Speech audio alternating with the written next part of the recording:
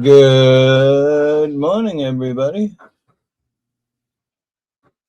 Found out this morning doing a little research. Having a great day, by the way. Feeling really good. Been a while since I've felt this good. We're probably working on 25 days since I've felt this good. Let's see here. John Denicola, the man, the myth, the legend. Keeper of the list, the funniest motherfucker on this here YouTube streets. Mrs. Reaper, good to see you, Mrs. Reaper.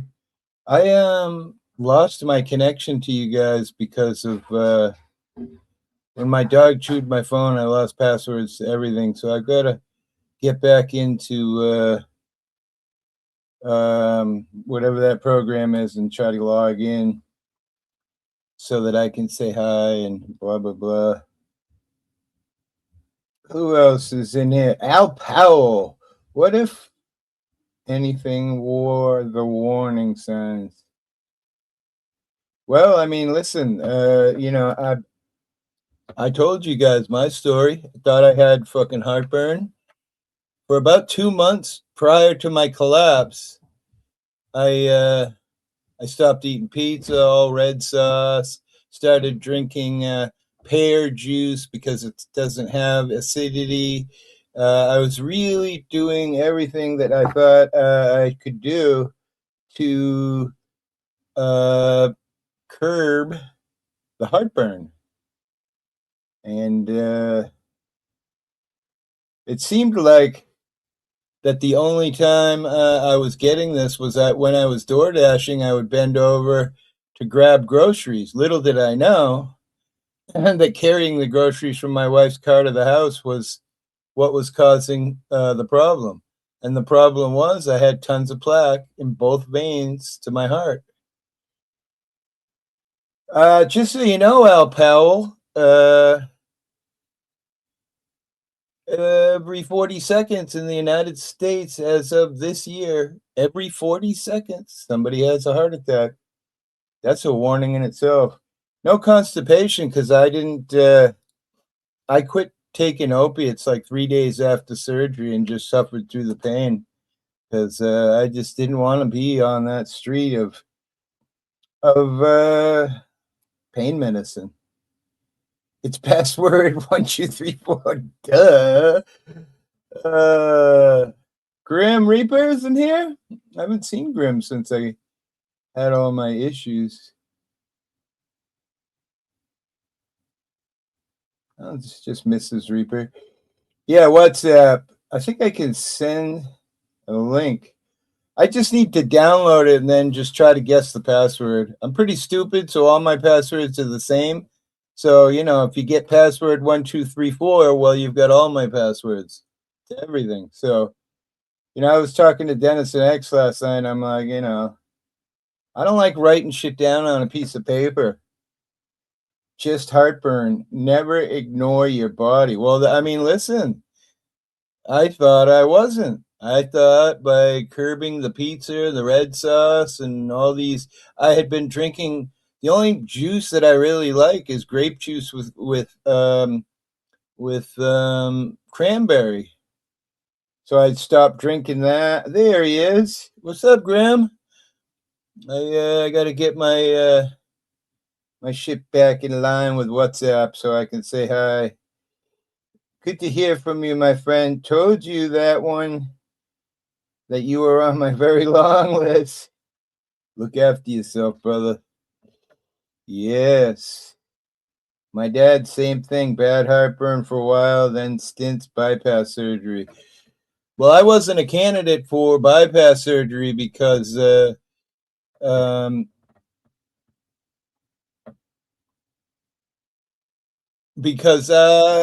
was spaces between the plaque. So I had plaque, then a huge space, and plaque, then a huge space. So there was no way they could put stents in. And I don't know. I really never thought this was my heart. I'm pretty in tune with my body. stupidly. And when I went for a walk with the dog on my wife and I's 37-year anniversary, it started off as a little bit of heartburn and then went right to pain. And I mean, I'm hardcore with pain. And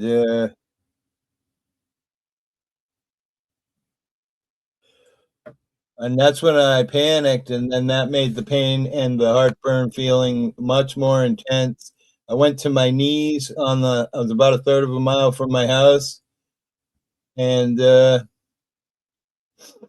didn't have my phone with me, and I started panicking. And I got to my back to my feet, and I was so fucking weak, and just sweat was pouring off of me, and I thought, "Oh my God, I'm dead." And I just started yelling at my dog, let's go!" And she tugged me a third of a mile home, and I got into the house, and I laid on the couch face down, like I was so dizzy and so everything that I just couldn't even look around. And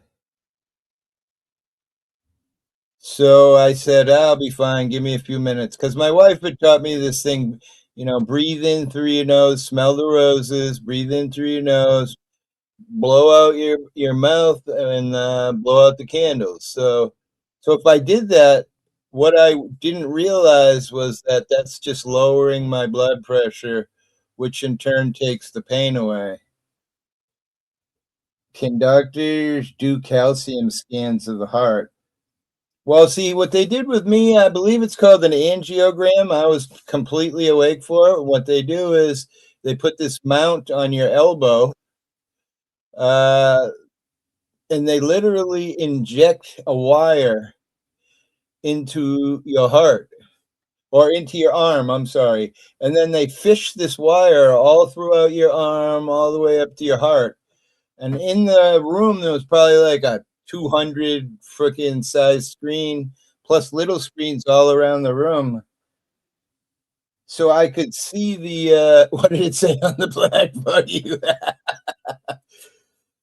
But I could see where about 3 inches away from my heart, once the wire got there, uh, I could see like a little pile of looked like keeper poop, and then a space, and then a little pile of keeper poop, and then a space, and then a pile of keeper poop, and that was 2 veins going to my heart. And that was something else, Al, that I didn't really realize. I've been getting sick and quitting YouTube for probably 4 or 5 months before my collapse. I thought I was just working too hard, doing too much, and what it turned out being was apparently my potassium was 0, like, there was no potassium in me, as well as, no magnesium, like, I don't know, they don't know, so I don't know if that had part of the reasoning why I had this issue. So now I have to eat 2 bananas and then drink a solid, 8-inch glass of orange juice every morning to, to keep my potassium and magnesium in. And let me tell you, if you ever in the hospital, you never want potassium to be forced into your system. There's 3 ways they can get it in. One is a drip bag, which is horrifyingly painful. And I mean, it burns your fucking hand, your arm, wherever they're dripping it into. Then there's this powdered milk drink, which was the grossest thing I've ever tasted. I used to eat a lot of protein drinks and all that kind of shit back in when I was a young man. But yeah, and then the third thing is just giant, giant potassium pills. and my throat was extremely swollen because, like I've said, when I woke up from surgery, I had a breathing tube and a feeding tube. The breathing tube was the ventilator, which was breathing for me. My dad, same thing, bad heartburn for a while, then stints. Yeah, I mean, crazy how stupid I was. Can doctors do calcium scans of the heart? Not sure what that would mean, but I'm gonna learn here over time. Hey, infinite psychosis. What's up, my brother? Hippie's arms are so wimpy they had to go through his penis. Well, I hate to tell you this, brother. I'm not lying, but they put it in the groin, in your groin, between your. If they can't make it happen through the veins in your arm, then they put this wire in beside your ball bag. Because I remember right before surgery, they're like, "Sorry, a little invasive, but we're gonna shave your ball bag." And I was like, "Wait, what? You're gonna shave my ball bag?" But yeah, so luckily for me, they put this wire into my heart through my elbow because I have really good veins. I mean, nobody have Nigel. How are you, Nigel? Hippie's just recovering from a double bypass heart surgery. I damn near died. I don't know. I think today's 23 days ago. 20, no, today's 22 days today. I collapsed walking my dog. Glad you're okay, hippie. Oh, definitely I'm starting slow, my friend. Been through a lot of surgeries, so and here's something that I will tell this relentlessly over and over, even though I do love my surgeon. I had a scheduled date of the 20 was the 12th, or no, the 11th. And the surgeon came in the early morning at 5 o'clock, and he's like, I got some bad news for you. There's a public servant here in town who's got a really bad heart issue, and we have to do surgery on him immediately. So he goes, oh, he saved the city. He's a great guy, all this. And immediately my heart machine started going dee dee dee dee dee dee dee dee dee dee dee dee dee because my blood pressure just jumped sky high. Just because I'm a fucking peasant doesn't mean I don't get. I don't know. It just really pissed me off. Uh, Life is short, man. I read an article on the heart news channel on the internet. You know, one of the things was a heart attack every 40 seconds in America today. So that means, and the amount of the time in this show's been going. Thank you, Nigel. How's my sound, by the way? Does everything sound all right? Got to ask first thing. It's like starting all over streaming and shit. I had so many surgeries, hippie. Had shit stuck in every part of my frame. Back on the gym powerlifting 4 days a week. Not sure if it helps my heart, but I'm bigger now than when I played ball in my 20s. Thank you, keeper. I mean, listen, I put out a short yesterday. The man I was didn't survive the surgery because I'm a different person now. I'll never smoke again. I will never use salt again. I haven't smoked weed in 22 days. I'm a different person.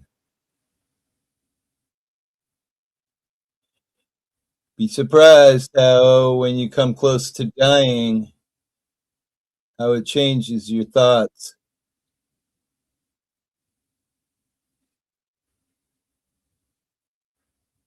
Because this noise you hear in the background of a heartbeat, when you don't hear that anymore,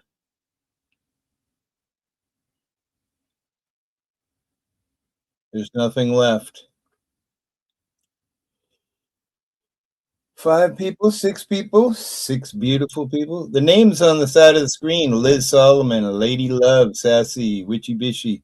People I've raised money for in this community over the last 4 or 5 years. Hoping that at some point you guys will, help me as well as you helped Lady Love, and Liz Solomon was the homeless school teacher sleeping in her car in a parking lot. Sassy was around Christmas time, and his phone was about to get shut off, and we raised a bunch of money for him, and, 'cause I've already been 2 weeks with no work, and, thank you, Keeper. You have a great day, my friend. Hey, Logical Spark. What's up? So, yeah, I need some help. Once I get back to door dashing again, I'll be fine, but, I've got another 5 or 6 weeks before I can even think about door dashing, so there's no way I can go a month without an income. Sandra, good morning. Yeah, life is hard. Life is very hard. Let's see here.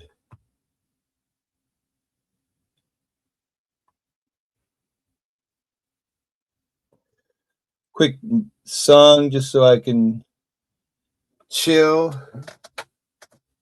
I don't know.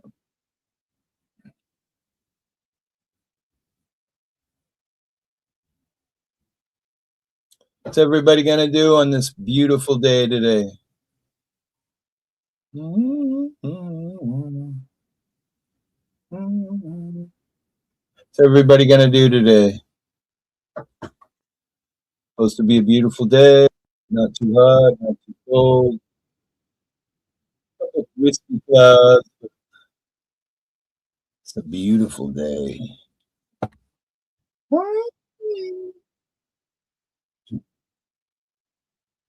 Yeah, yeah, yeah. Every 40 seconds, someone's kicking off.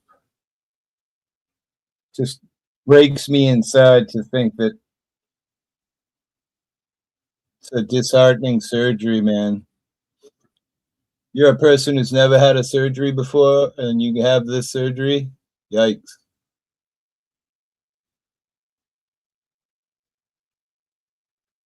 Chasing away. Good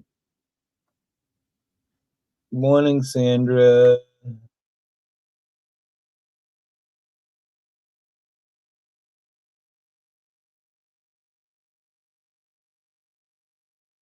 I don't know what I got a doctor's appointment later today, actually, at 12. I'm sure it'll go well.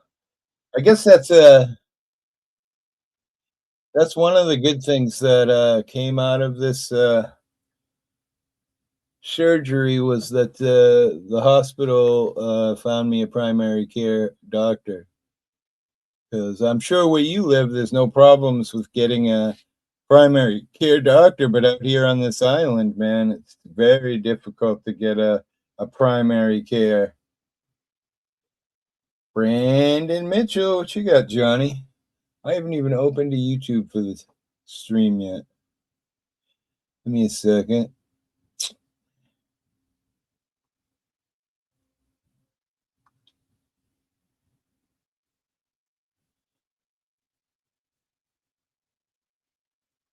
It's going to take a while for YouTube to catch up, of course. But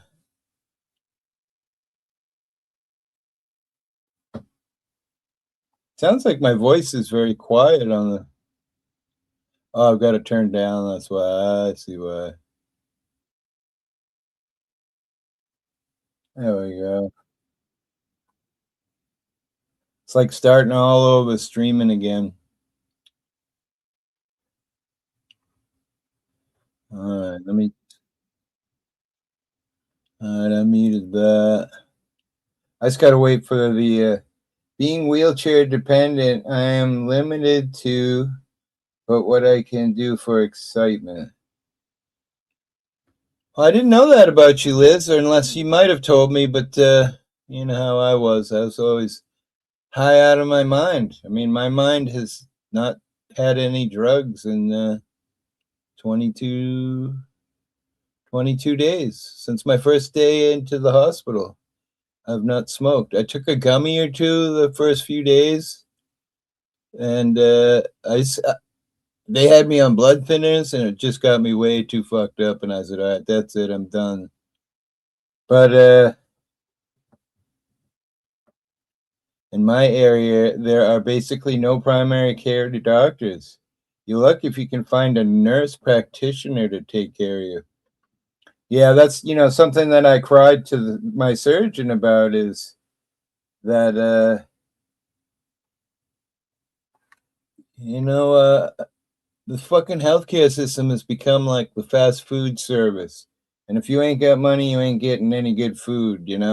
And for me, what happened was, and I literally hadn't seen a doctor since pre-COVID, like 2 years previous to COVID, a year previous to COVID. So they fired me. Wait, what? Your fucking doctor fires you? Yeah, because I wasn't making them any money. Hey, Caucasian. So yeah, I went 8 fucking years without going to a doctor because, you know, the system is a shitbag. But luckily for me, while I was in for surgery, uh, my my surgeon's right hand man, I don't know, the surgeon wears green, and his right hand man wears light blue. And he was the super nicest guy, and he went to bat for me. And when he found out that one of the doctors who worked in the hospital was just starting a practice, Danny. So the surgeon said, "Hey, I can get you into a primary care and your wife if you'd like." And I was like, "Wait, what?" So yeah, I mean, every once in a while you get a glimmer of hope in the medical system, but really the medical system ain't about us. It's like I told my doctor, I'm like, back in the days, people used to fucking ride a horse to someone's house with a little leather bag. And they met the family and they knew everybody. And it was, today you go to healthcare, you see a nurse practitioner, a surgeon's helper, whatever that person's called, I forget. And then, like, the day of surgery, you meet the surgeon. And it's like ridiculous. Meanwhile, they're charging you $750 a visit. Let me see what John Denicola had.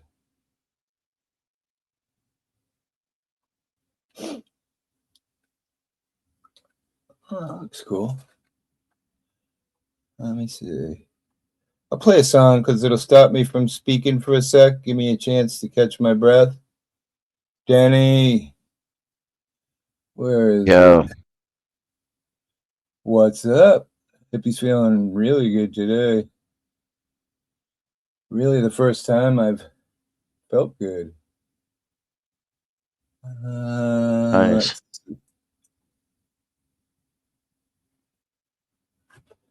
I can't figure out how to load this song. Cray cray. But yeah, it's getting to be sad. We're like, we're not even. They don't care about us. The 1%. My browser has blocked the screen. All right, I'll figure that out later. And it's crazy when you go in and you're filling out paperwork to see a doctor. And for me, I'm lucky because I have Medicare, and my wife. Literally the day of my surgery, we were sitting in the fucking parking lot of the hospital. My wife was peeling the stickers that say make a PIN code or whatever. But the funny thing is, when you fill out paperwork, You know, they say to you, "Oh, okay, you got Aetna Life, blah, blah, blah, blah, blah. Do you have any supplemental insurance?" You know, I look back at my wife, like, what the fuck is supplemental insurance? Spirit in the sky. Good to see you, my brother. Hippie is alive and well. Miss Luck, good to see you. So yeah, the healthcare in America, man, just really turned it. It's just like the economy. I feel like, you know, the 1%, you know, all the rich people, they're not caring that gas is fucking $9 a gallon in California in some places. You know, Massachusetts somehow, I don't know, we're around 440, I think, maybe 450 a gallon.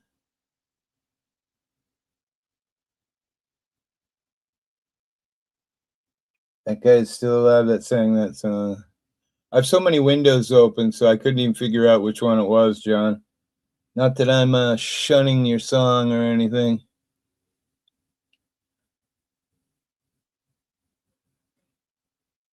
Just gonna wipe out the middle class, if there's such a thing, the poor, in any way possible. And healthcare is wow, a sure way to do it. It's getting worse every day. Spirit, I mean, listen, I just went through this for the last fucking 22 days. You know, I told the doctor right out straight when I first met my surgeon, I don't care for doctors. I don't care for the system. I don't think you care for us. You know, what they care about is Aetna Life and Medicaid and Medicare.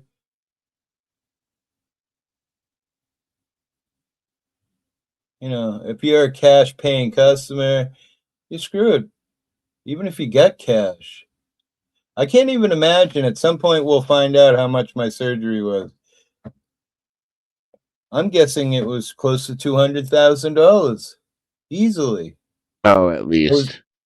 I was in the hospital for 18 days. There's 200 grand right there. Right, not even counting services, you mean? Yeah. I had like angiograms, and you know, every day they were doing the crazy heart test, and every day they would send in some hot broad with one of those little hand wand things, and they would scan all around my heart and check. And the weird thing is even though I've gone through all this and I do have all the plaque, he said your heart is in great shape. It was the plaque that got me, which, you know, we talked a lot about things, and you know, I did a lot of cocaine back in the day.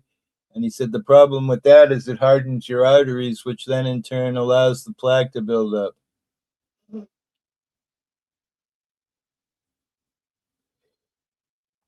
That short is what we have been pushing out. Sad story. An even worse story of judiciary breakdowns. Oh, yeah.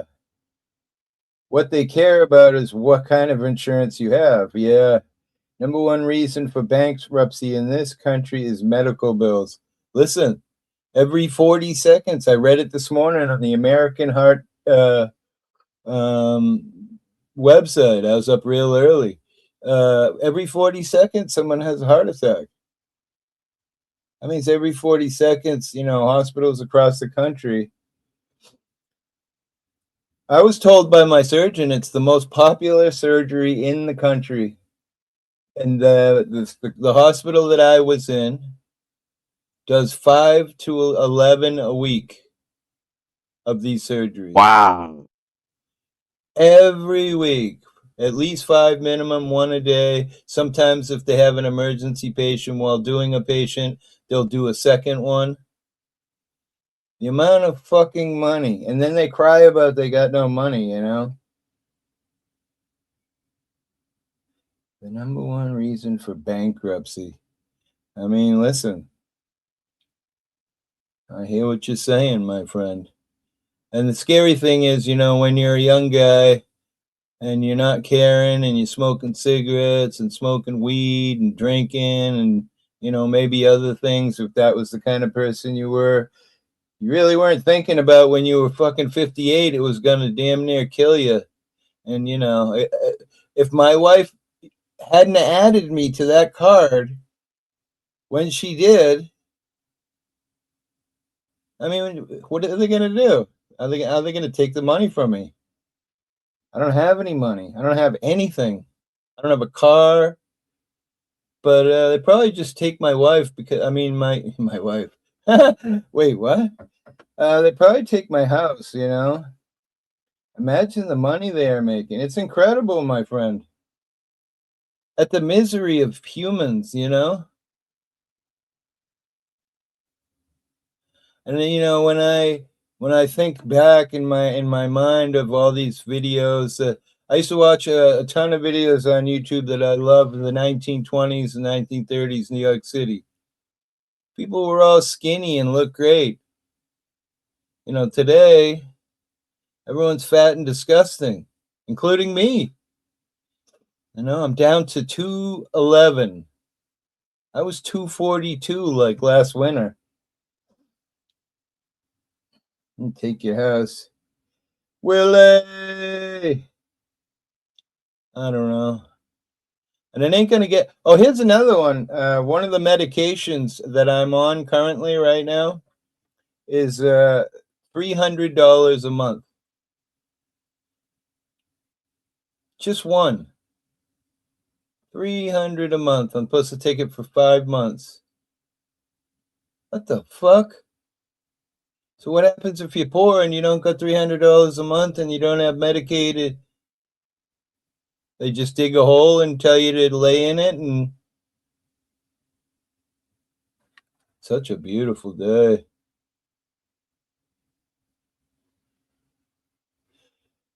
It's really sad. And all I can say is, thank God for me. And the fucked up thing is too, right? My wife and I were sitting in the car outside the hospital the day I checked in when I'd had my first real bad issue when I collapsed. And she's peeling the sticker off the front of the Aetna Life card. I believe it's Aetna Life. And she's calling and activating it and all that stuff. And I forget to put my fucking handicap sticker thing down. Guess what happened? Yeah, you all know what happened. I got a $335 ticket, right? And then I'm gonna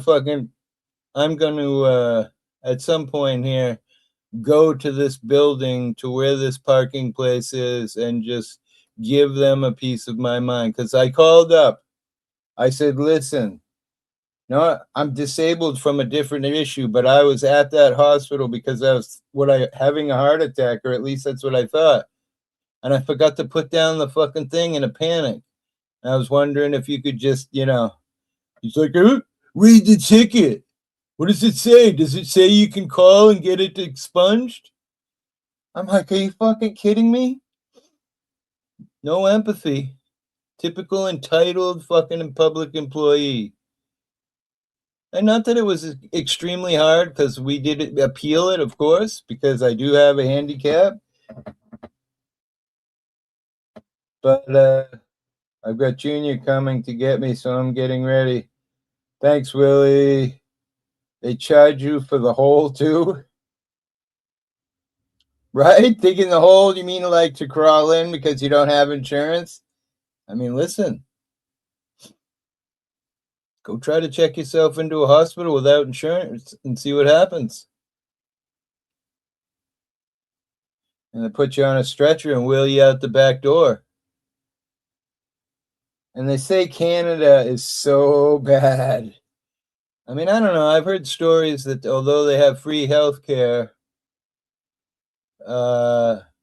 it's not the greatest. Like, it takes a long time to get a doctor to give you a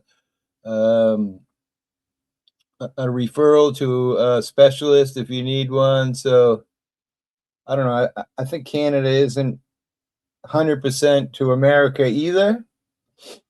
Price of burials these days, you'd better be off digging your hole in the backyard yourself and jumping in it.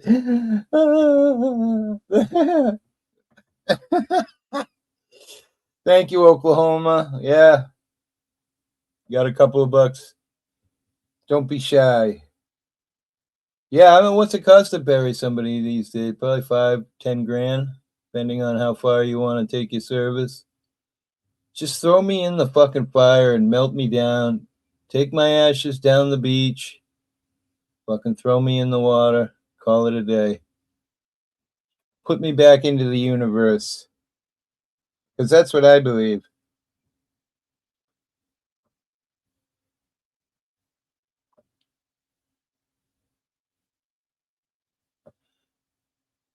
How's the weather where everybody is? It's fucking gorgeous.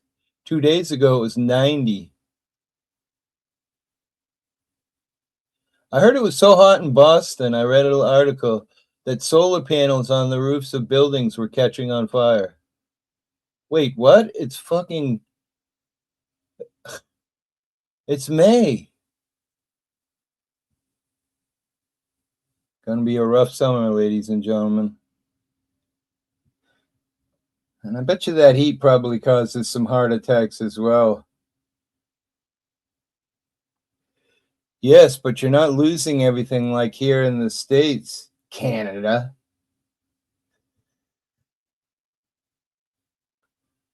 Fucky rainy here. Oh, that sucks. I mean, I don't know. Rain's not terrible when you have a day that was as hot as it was 2 days ago. I mean, I'm supposed to do 3 to 5 3-minute walks a day. And it was so hot the other day, I couldn't even go outside. I mean, it was just. And I live, on an island out in the ocean. It's not very wide where I live, maybe a mile. I agree, Spirit, 100%. 62 and rainy. Welcome to America. It's only 60 here in Kansas. Where's Toto? Have you seen Toto? I've been looking for Toto everywhere. I'm getting cremated and giving my ashes to Brandon Mitchell. 66. I mean, listen, I guess all of that is much better than 90s. Had like 20 supercells that could have spawned tornadoes. Oh my. I was told that my stitches in my chest, the staples, look really good with disco ball. Anybody got a disco ball? Maybe we can do a little dance on his live stream with little staples sparkling into the air.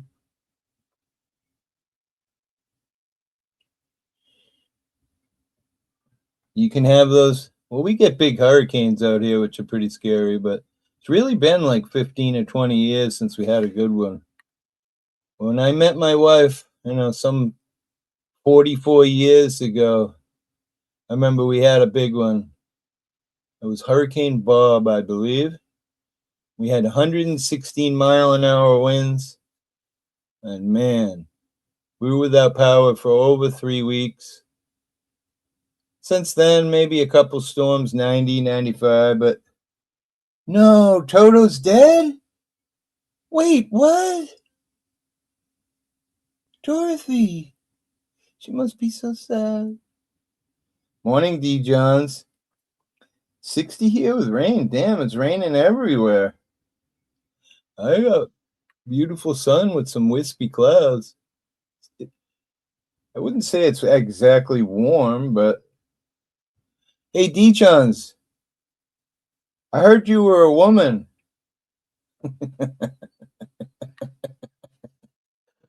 I actually met D. Johns at Josh Abrams' wedding. She's a delight.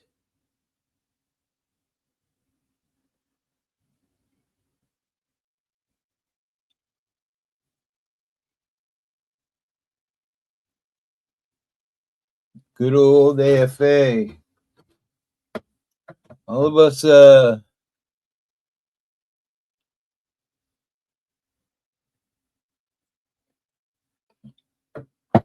my wife got some coffee, caramel, some white chocolate. It's so good. No sugar, very light cream. A new hippie. kind of scary. My mind is completely sober. Thought that would never happen in my life. I used to kid around all the time. I won't quit smoking until the day I die. Well, it wasn't far. Hey, Joe. What's up, Yutch? I wasn't far from dying, man. Crazy, crazy.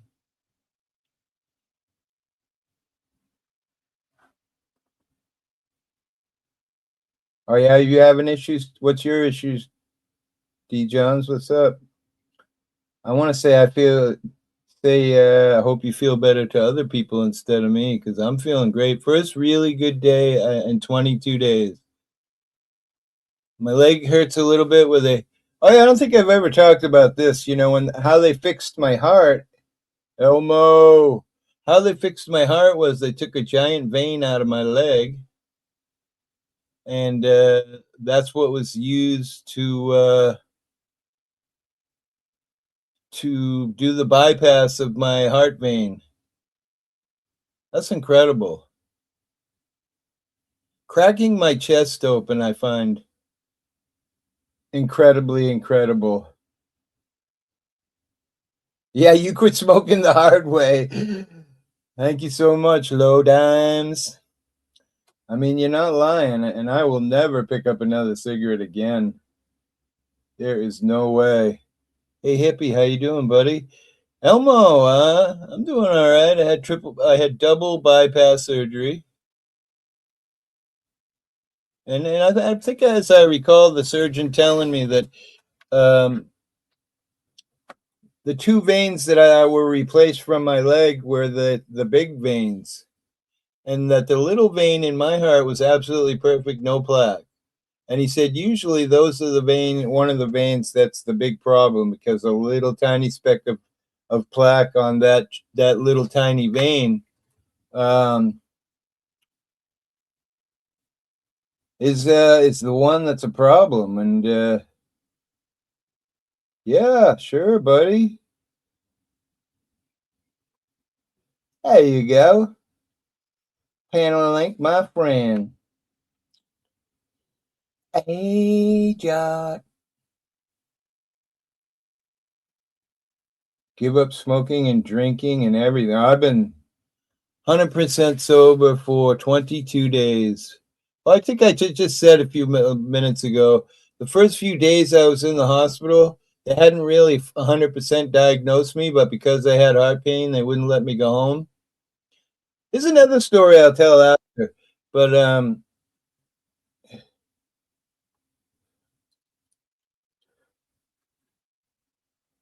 Willie, Willie. Did I hang on? I gotta mute this fucking thing. What's happening? Not Hi. much. Yeah, I'm feeling really good. I just had to say hi real quick. Gotcha. Hope you have a great day with the kid. Well, actually, they're going away for the weekend, so I told you my current transportation situation, you know. So I've been scheduled this weekend to have my four-legged furry granddogger come here with me. Oh, nice.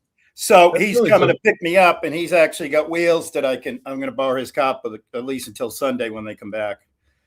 Nice. So I'm going to have my girlfriend here with me. Is Denny still awake, alive, conscious? Yes. Yeah. Denny, I want to remind you of something.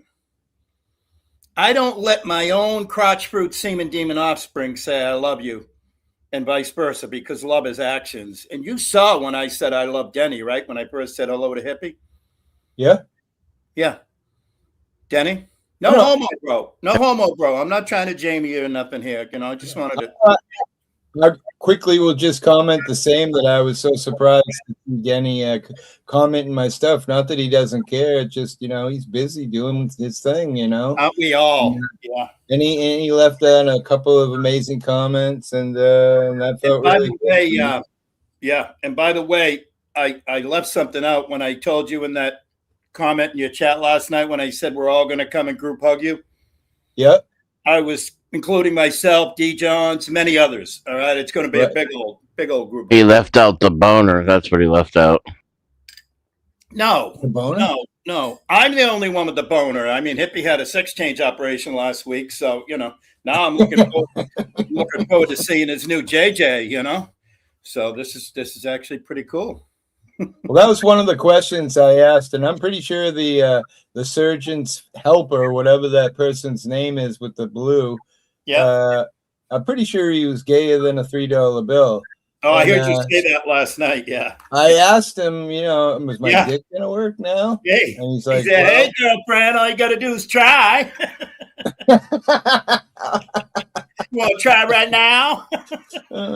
Yeah, give me a second. I'll tell you. But he was he's the one who got me my primary care doctor. But how about this for a story, okay? I had woken up from surgery. It was probably 4 days after my surgery. And some woman comes in and she's like, blah, blah, blah, blah, blah. We want you to go to Spalding friggin' rehab place. That's and I'm cool. like, You went for a couple of days, all right? I didn't actually go, no, because I'll tell you what. She said that, and I can't make that decision without my wife, and I use that for an excuse all the time. It gives me time to think it through. So a couple hours later in the day, my surgeon shows up, and excuse me. I go, well, I thought about it, and I guess I'll go to the Spalding rehab. Because listen, I'd been there for fucking 20 days. I didn't want to give another couple of days of my life away to go to some fucking, Unless you had to, unless you felt like you had to. And so anyway, my surgeon comes in later, and he's like, nah, you're not going to fucking rehab. That's for people who play bingo. That's fucking awesome, dude. So then here comes the lady, I don't know, call it an hour or two later. And I amazingly, because I'm not smoking weed, I have a great memory. Okay. One of the things they told me before surgery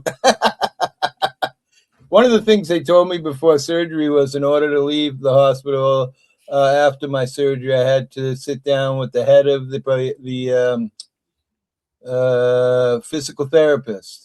Yep. And I had to complete tasks. Yep. And then if I completed those tasks, then I would be allowed to go home. So anyway, this woman comes in and she's, trying to get me to go again. And I'm like, listen, I don't want to go. He told me. How crazy is that? The left hand's not talking to the right, And I used some of my YouTube skills from over the years, and very calmly I said to the lady, I said, listen, I just got one question for you. Before you answer, think real hard. I said, where did you come up with the idea that I needed, this therapy, this rehab? Because I said, my understanding was, well, in order to leave this hospital, I had to first pass physical therapy with the head of the physical therapist, who happened to be a hot chick named Molly. And good golly, Miss Molly, huh? So she got all flustered and she stomped out the fucking room all pissed, and I was completely happy. Yay! Killed her with kindness, and I won because I was right. They were just trying to force me to spend another 15 grand on my insurance to go to this fucking physical therapist. That's cool. I Hey, mean, listen, to this, go ahead. You brought up a good point. That whole, I got to check with my wife. That's a great move. But what about, I don't have a wife. I need a. Well, but they don't know that. Right. Well, worst case scenario, I'm going to tell them they got to check with D. Johns. So D. Johns is just going to be right. Just for legality and medical purpose. And don't forget, D. Johns, DNR, do not resuscitate, all right? Just so you know. I actually, I veered away from the DNR. I know my mom was very adamant about a DNR. Well, I'm 50-50. I'm waffling because now that I got a real life granddaughter, Yeah. I'm like, well, I wouldn't mind seeing 10 years, you know. I wouldn't mind making it to at least her being 10 years old and having a memory of me, you know. But at the same time, I don't want her to remember me being all stroked out, cripped out, and zombied out, and what have you, you know. Yeah, you sound like you had a bone or going. Linktree hippie auditor. I got a kick out of dude. I got a kick out of you before you went for the surgery, and you and I were emailing each other, and you're like, "Dude, you gotta take care of yourself." I didn't have the heart. I didn't have the heart to tell you, hippie, I'm 9 years older than you. I go, I'm walking off the 18th green of life, heading for the clubhouse. Right, but I don't know. I do take care of myself, but I'm also a big fan of that magic number of 75. You know, I'm okay. The system just trying to make money off of me by sending me. So, right. But I ended up winning in the long run. I don't like pushy people. Me either, D. Johns. She wasn't kind. Right. I think in the entire time I was in the hospital, there were 4 people. Then one of them I have recordings of because I was just so fucking disgusted. I would ring the bell and the dude would come in. He'd be like, "Missed," because I don't think you heard yesterday, Willie, but after I was upstairs in the cardiac area, one of the super hot nurses is like, "Oh, the First Amendment auditor." Oh, I remember you saying that. Like, yeah. I was like, "Great." They all, and she said, but you were pleasantly surprised. Yeah. Yeah, she was happy with it. But there were a few other people that I promise you were not happy with it. And because of that, they treated me like shit. You know? Yeah. Well, you have so many different contributing factors. I mean, first of all, how many people hate their job? Second of all, like whoever said it, it's money, money, money, Elmo, it's money, money, money, money, money driven, you know? Yeah, 100%. And can you imagine hating your job and then hating it even more because you got somebody above you saying, hey, we got to get more money. Get that motherfucker over to rehab. Get him over to Spalding. Come on, you know who fucking pays your bills, cocksucker. You know? Right, yeah. What the shit? You filming the whole healthcare system is just... dude, I am so disappointed and disgusted with it. Have been. Especially saying, years ago I turned 65. I thought shit was going to get better. It's gotten worse. I heard Rhode Island has good health care, though, no? It's one of the guys that used to do my nebulizer after the surgery. So they plug you into the wall. It's oxygen with this little bubbler thing, and you got to sit there and breathe it in. And oh, no. Fucking healthcare is near the bottom of the fucking... all of those lists of the 50 states, Rhode Island's near the bottom. Healthcare, education, it's a fucking shithole. I mean, it's got beautiful beaches and beautiful ocean and beautiful Mother Nature and stuff, but it's a shithole. Wow. Yeah. A shithole for top dollar, mind you. Right. Not a shithole cheap, McDonald's version fucking 99-cent hamburger. Don't film me in public, you asshole. Well, anywhere in the Northeast even nowadays. I mean, I was shopping forever. I wanted to relocate to Maine. And Maine's becoming unobtainable. And I'm talking 2.5 hours from the ocean in the middle of nowhere, you know? Yeah, I think I talked about this yesterday. I have this house on the Cape. It's worth a ton of money. I don't own it, but I have a ton of equity in it. Right. I could sell it and go somewhere. There is nowhere. Yeah, that's the problem. There is nowhere. Your place is perfect. My spot's perfect for me. There is no better place. Mainly, it's up to 400,000, 500,000, 600,000 for a shithole. 250 for a dump. Yeah. Fucking Maine. I mean, 250 for a dump. You might get 1 to 5 to 10 acres with that, but it's absolutely a house that's going to need 100, 150 grand put into it. It's crazy. One of my nurses bought 90 acres right on the border of Canada. She said it's like a dirt road to get there. They live in the middle of nowhere. Yeah. And I was like, well, the beautiful thing about owning 90 acres in my mind is you could at least log it and make a ton of money. Right. She probably has a ton of money anyway, you know. Who buys 90 acres if you ain't got a ton of money? I don't know if I heard of No Name. Rhode I know we got the infamous Bucket Boy from a few towns over from the he's named after Pawtucket because the nickname for Pawtucket is the Bucket, you know.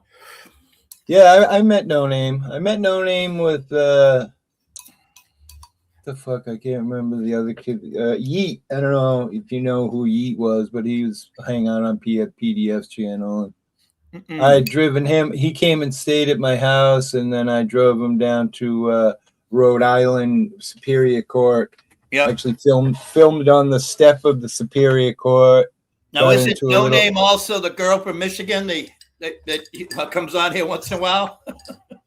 Oh yeah, No Name, 42. Yeah, she's a hoot. She is a hoot. I miss her. She needs to. Yeah. We're due to have a visit from her. Our politicians, yeah, they got lifetime free health care, and it doesn't matter, honestly. If you're rich, God, yeah, never mind. It doesn't matter because you got the lifetime free health care, and plus they go in like 100,000-aires, and they come out billionaires, right? Yeah. John Denicola. I was in New Hampshire a few weeks ago, and the guy at the store I was in was cursing Massachusetts residents because the mass exodus from his state. Oh, no New Hampshire and Maine hate massholes. Hate them. Just like Rhode Island, it's the same thing, but the southern beaches down in South County of Rhode Island, they hate fucking people from Connecticut because all the parking lots are full up with Connecticut plates, and you're a Rhode Island resident, you can't even get on a state beach. They don't even have like beaches for residents here. Do you have such a thing where you're at? I think the only thing is, I know Narragansett has a town beach, but I think non-residents can buy a town beach sticker or something. Yeah, they have one beach. Dude, they definitely have down around like the Wiano Club. I want to say, is it like Centerdale or whatever in the Cape? Centerville. Yeah. Yeah, well, they have private beaches, but those are private club beaches, right? Yeah, this is just a resident-only sticker, and I'm sure it's a top dollar for it, and it's at the ocean. But it must be nice to just go down there and not have fucking all the douchey tourists all around, Dude, I think I'm correct, but Lucy Vincent Beach on the Vineyard, absolutely out of this world. I've been on there on numerous occasions. That's where you can see like an A-lister celebrity movie star just walking down the beach, bollocky bare ass, just because I don't want to wear a bathing suit, there's quite a few places out there that are a Woody Harrelson kind of dude, you know what I mean? You'll just see that. But I've seen parking spaces for Lucy Vincent Beach just for the summer only go for like $150,000 to $250,000 just to park the car there.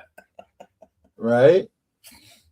That's funny you mentioned Bucket Boy. Whatever happened to him? I remember he used to come on my panel once in a great while. He's still around. I think he's, he got his teeth fixed. God bless him. Last time I saw him, he was smiling. He was grinning. That's the last thing I need to get done. I'm not going to be able to get, the kind that they drill into your gums. Right, implants. Yeah. But I'm going to definitely hear. Bucket Boy finally started to listen to his mama, hopefully, I think. Yeah. He was always arguing with her, like, I'm going to do what I want to do. I do what I want. I do what I do. Another, what's his name? Billy Norwood. Billy's still alive. I saw. Yeah, he was on my panel a couple, maybe I saw 2 months ago. I saw he put out a few. He puts out pre-recorded premieres, and he calls it live. I'm live.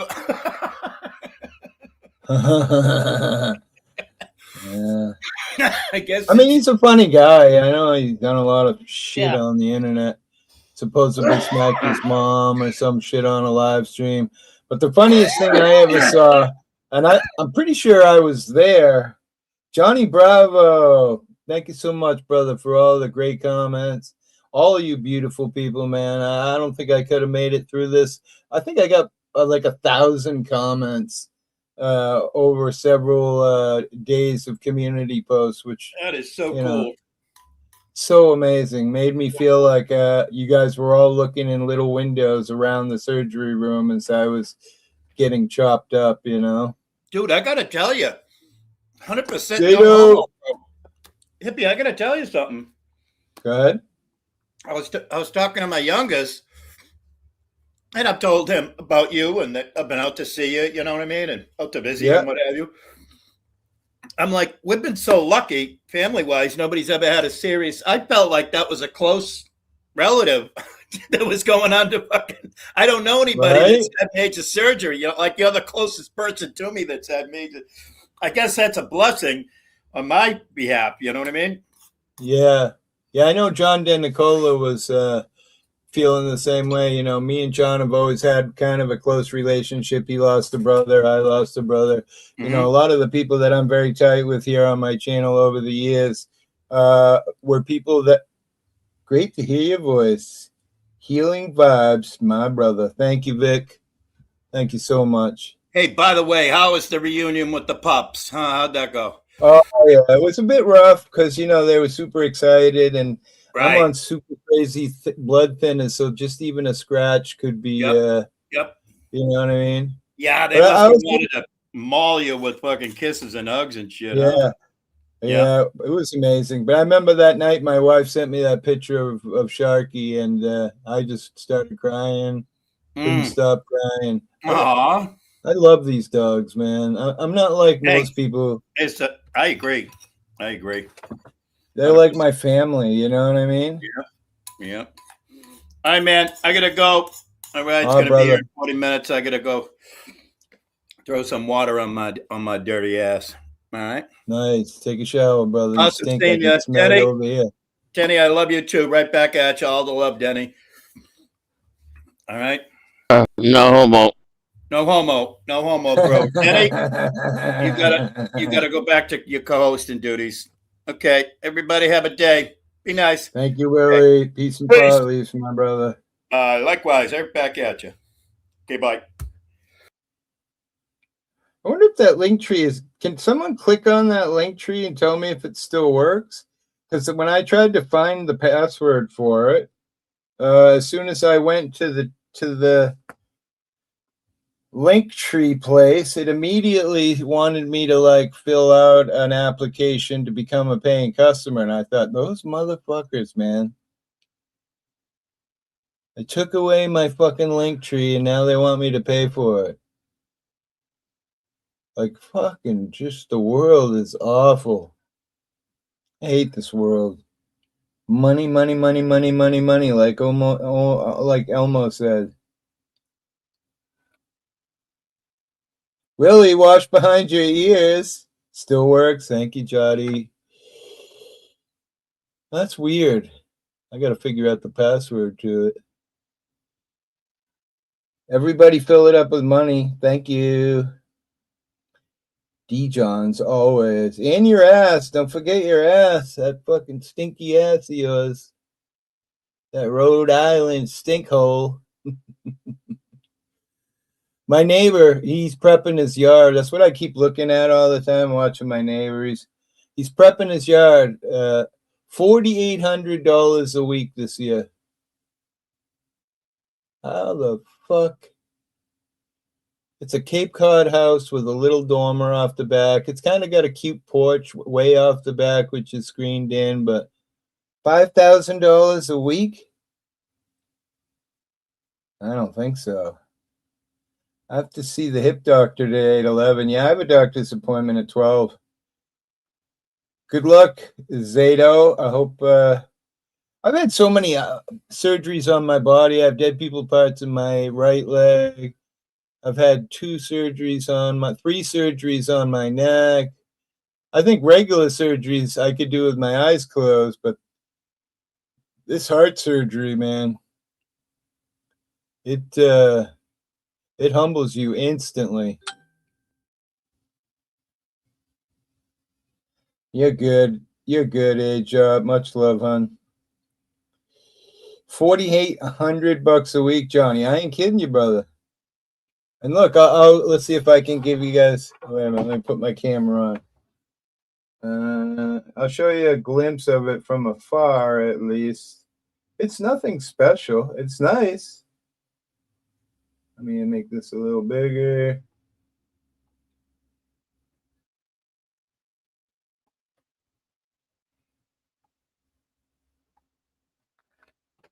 Of course, this battery-operated Porsche. Can't really see it. Might be 28 by 40. And this is his good buddy right here. He rents his place for $5,000 a week. Last year, I don't know what he's renting for this year. I haven't talked to him yet, but $5,000 a week, man. What the fuck? How do you start your vacation at $5,000 a week?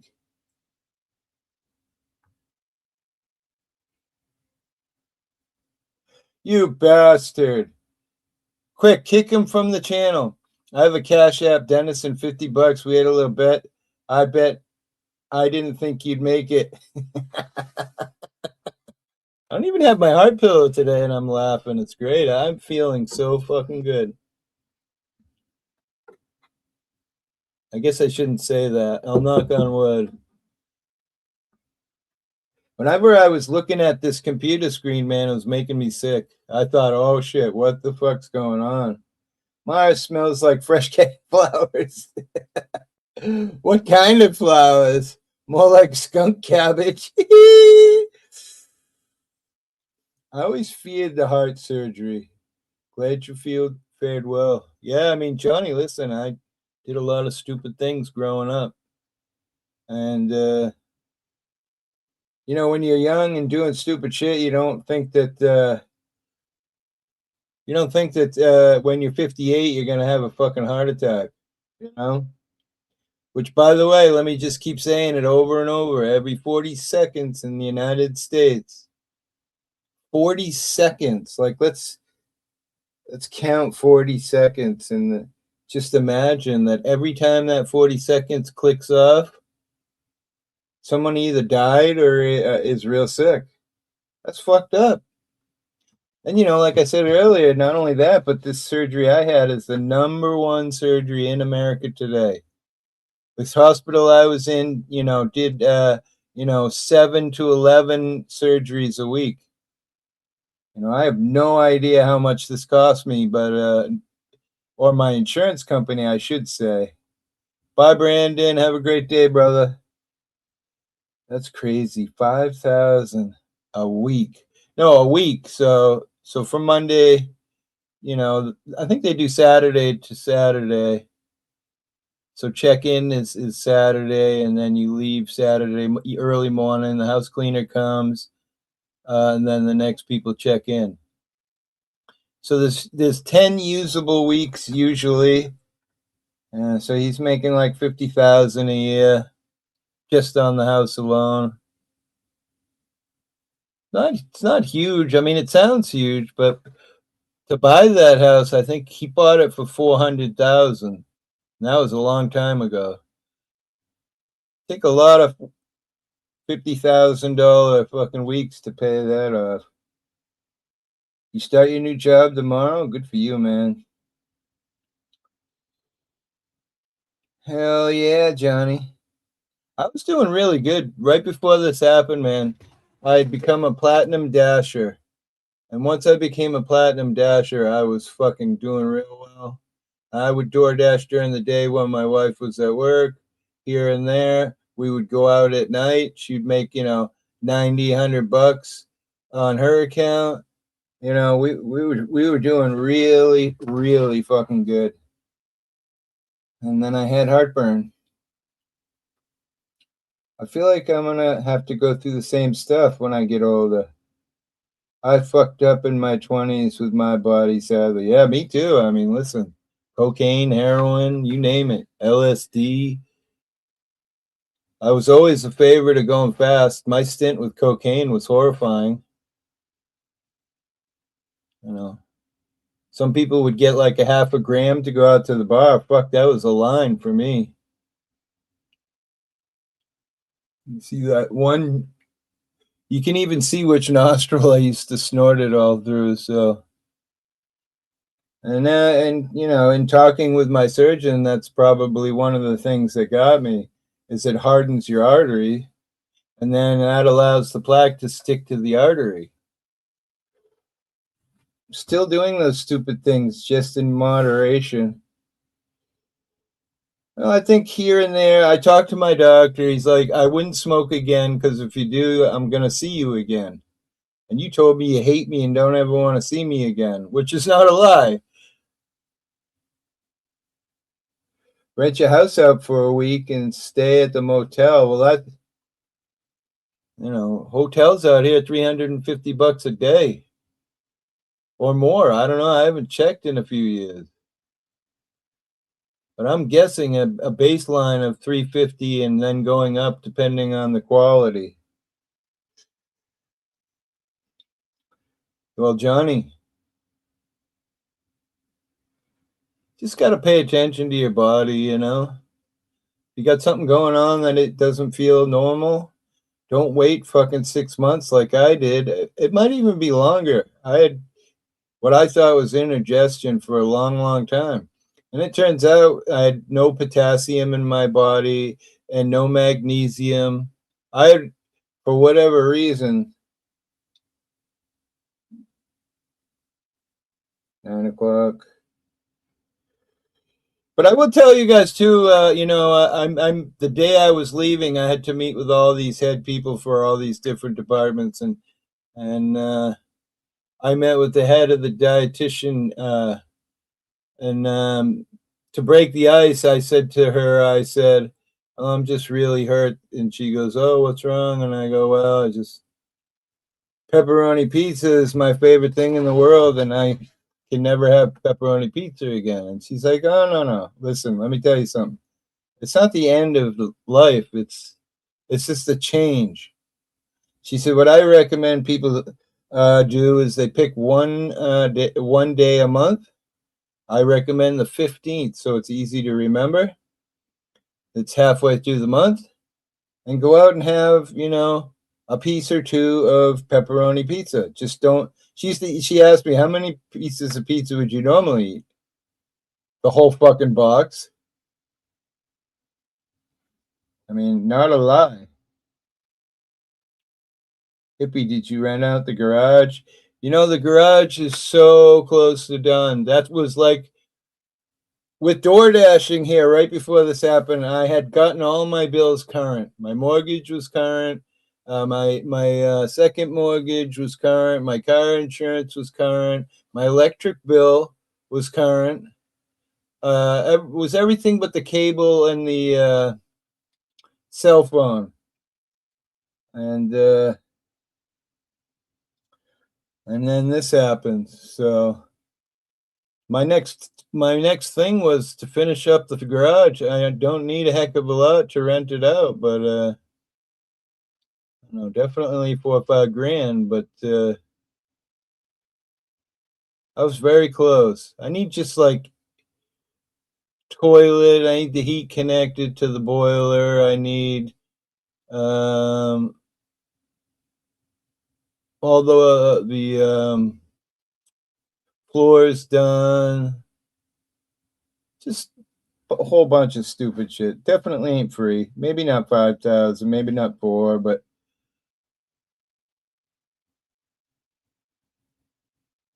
and then, you know, the problem with that is if I were to rent it out, you know, when I built that garage with the apartment above it, my idea was my son would already be gone. My granddaughter wasn't even a thought of being here. I mean, my thought was my wife and I would live in the apartment up above the garage and rent the house out all summer, and just, you know, use that money to pay the taxes and mortgage. And I mean, it's still a possibility, but That's when Coke was Coke in the 80s. No lie, buddy. I was always walking around with an 8-ball. I mean, I was doing half ounce of blow a day. But the problem with me was I started off with just doing blow, going out drinking with the boys after work, snorting a couple lines, and then it was, 2 days without sleep. And I think the furthest I ever went was, 4 days with no sleep, well, just snorting endless amounts of blow.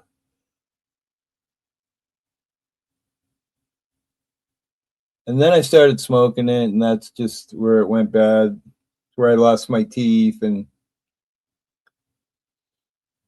smoking Coke is terrible.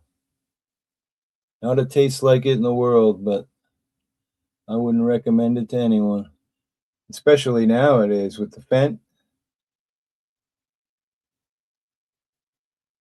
But people do die from it. Nice little 15 mile an hour with sea breeze out there. I'm surprised most of Black Sabbath is still alive. They used to get soapboxes full. I'm not surprised. Yeah, I mean, there's quite a few Colombians when I was a kid who lived around here that, yeah, I used to get pure raw cocaine. You buy a gram of Coke nowadays, it's a bunch of powder.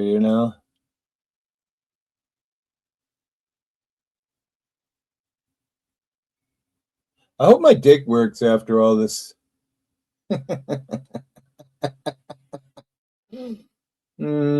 Shit. 14 beautiful people.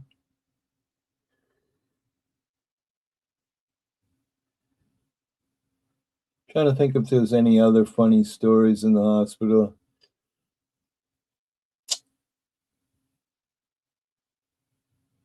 I think pretty much that was it.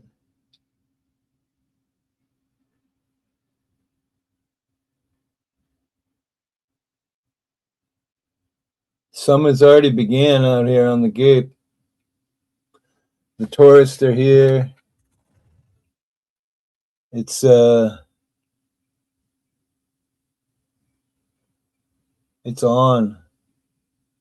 I don't know how it's on. $5,000 a week for a rental. The $5,000 a week house is pretty nice. It's not really a Cape. It's just a big box. It's got 5 bedrooms. It's got central air.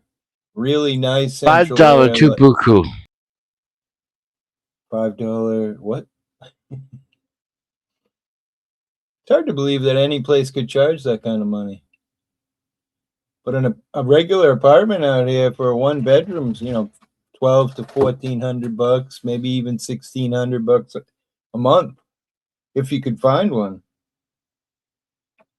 I mean, I'm not lying to you. I had tried the Blue Chew not too long ago, maybe like 2 months ago, and it worked great. But then I had one of those issues, which I thought was, stupidly, I thought it was heartburn because, I'm on top of the old lady and blah, blah, blah, doing my thing. And the next thing you know, then a lot of time I couldn't even finish it off because I'm having a fucking heart attack or in the middle of sex. Crazy world. Now I have to eat aspirin for the rest of my life. Baby aspirin, 2 a day, every day for the rest of my life. Thank God they taste good. I forget what I ate. Is Sildenafil, the Blue Chew, works pretty good.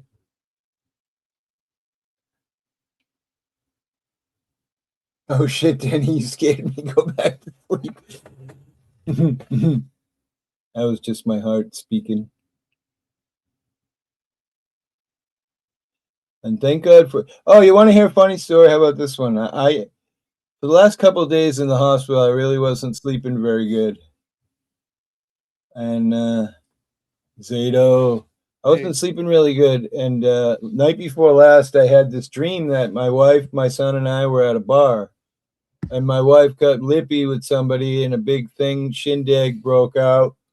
Even in the dream, I had just had my surgery. We got separated for whatever reason.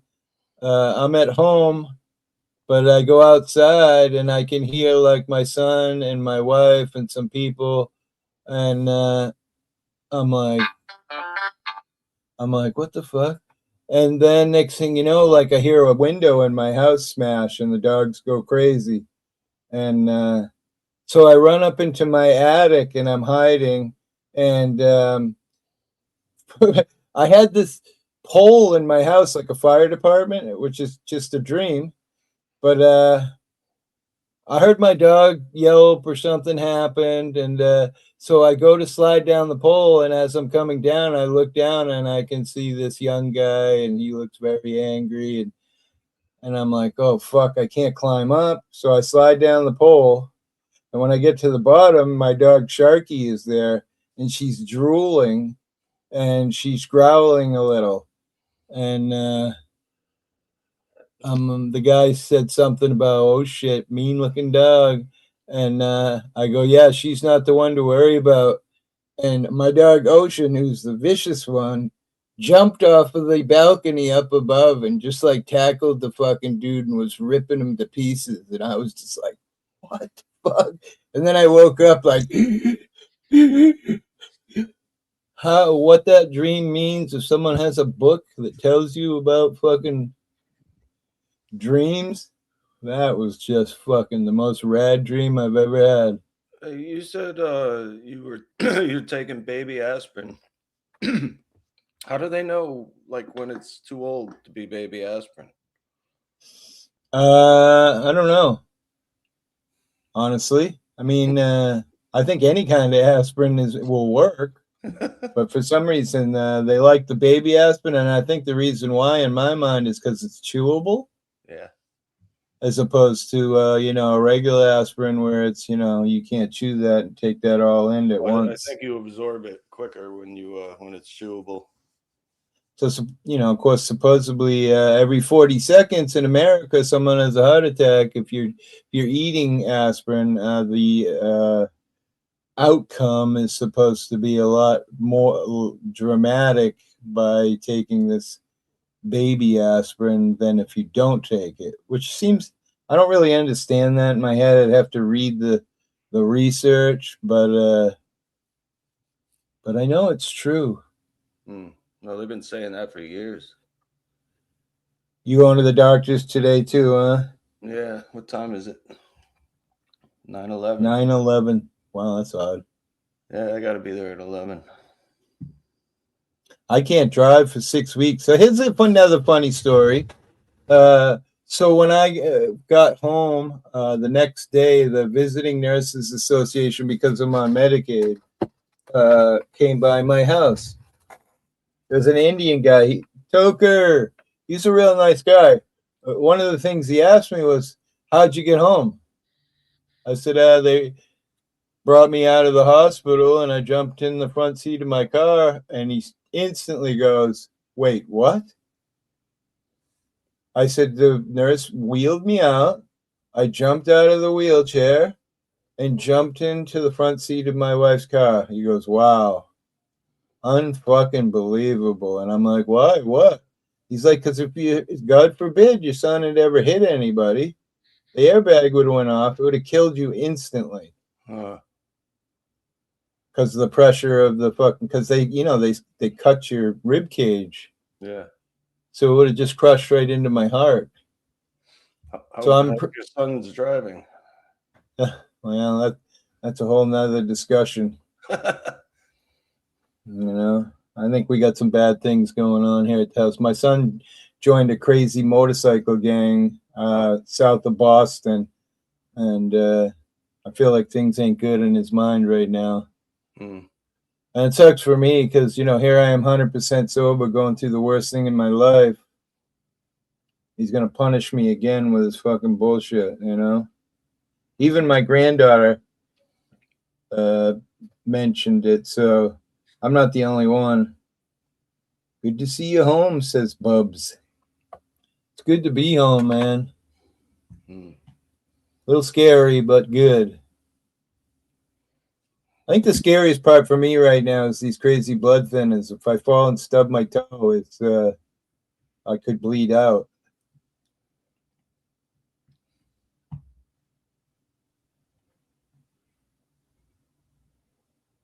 So what's with your hip? You gonna have a replacement or something? Well, I'm supposed to, but the last time I saw this guy, which was years ago, he said, "Don't get the operation until you're screaming in pain and you can't take it anymore."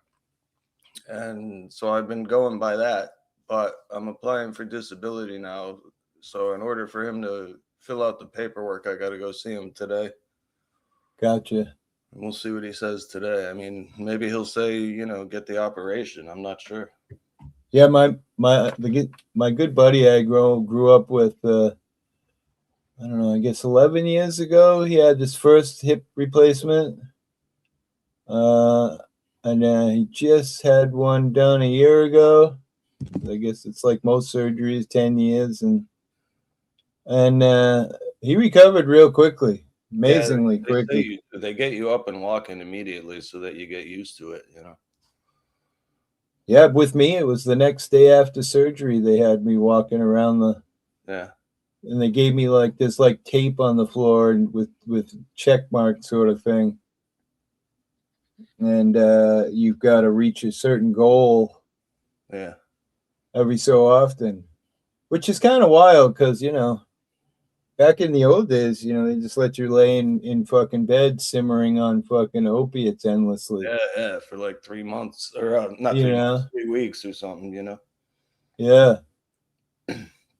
Yeah, when I was in the hospital, they had me, excuse me, they had me on painkillers and Xanax. So, I mean, I was in there for a week and a day and it seemed like nothing, because I was just sleeping the whole time. Right. Yeah, it's crazy that your doctor would say that, ain't it? Oh, suffer in pain until you can't take it anymore. Well, I don't know what his reasoning for that was, but I mean, right. Maybe he's just. Well, I mean, you got to be good healthy. Yeah, I think that's always kind of been a thing. But I feel like with fast food healthcare today, they want you to get all the shit done. Yeah. What's up, Bubs?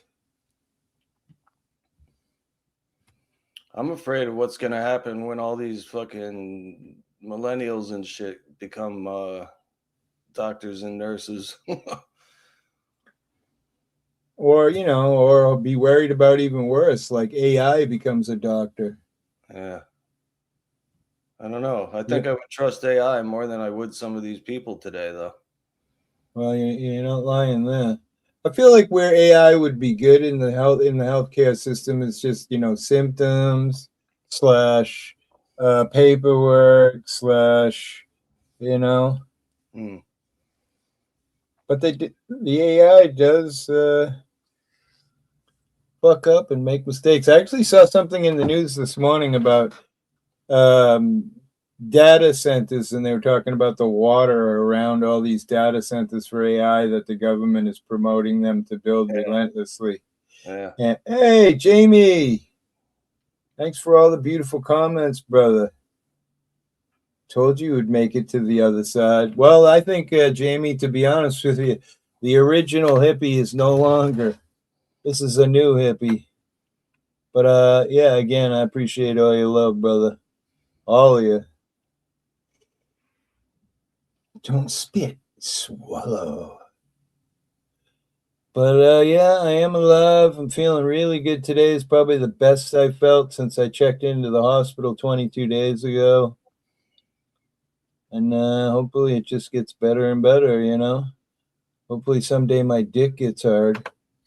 If not, I have a primary care doctor now, so I can actually get shit. So that's a bonus, because COVID stole my fucking doctor from me. New lease on life is priceless. Jamie, you have no idea, my friend. I could have died. Stupid thing was I was walking my dog half a mile away from my house without a cell phone. Like, who does that? Just that alone. By the way, just so Jamie knows, I haven't been drinking hardly at all. I had like a glass of wine or something or a beer the other night, but that's about it, man. Gotcha. I mean, I think drinking is fun as long as you're not doing it in mad excess, but that's just my Well, I was thing. drinking beer like every day, and Yeah, and I think you had been driving or something. I remember hearing back in the day. So man, that I I definitely. had 2 beers at a bar. We waited the proper time, and then I drove 1 mile to get home, and everybody went crazy over that. Oh, really? Gotcha. 0.08 is the legal limit, right? I don't know. That might be 2 beers, and then you go, wait, what, an hour? Yeah, well, we were there for 2 hours, like. I want a lease on AJOT. Oh, man. Uh-oh. My phone, somebody's sending me messages in the background. I don't ever answer that shit until after. But good for you for like listen, my mind has been 100% sober for 22 days, and I feel like I'm a little smart almost. I mean, no, I'm not Dennison smart, but wait, what? I'm using cannabis again. Got it legal now. Bro, when I had my heart attack, it gave me perspective in life, hippie. I totally get it. Let this be the thing that makes gratitude a more frequent occurrence, and you be blessed. I didn't know you had a heart attack, Jamie. I don't think you ever mentioned that. It's crazy. Again, every 40 seconds, as of this morning, I read every 40 seconds in the United States, someone has a heart attack. And it makes perfect sense because, like I said, I'm into watching those old videos of the 20s and 30s of New York City. They're all over YouTube. I just love the clothes and the horses and all the different things. I enjoy it. And then you watch, today, a bunch of fat people were bouncing around like fucking Jello.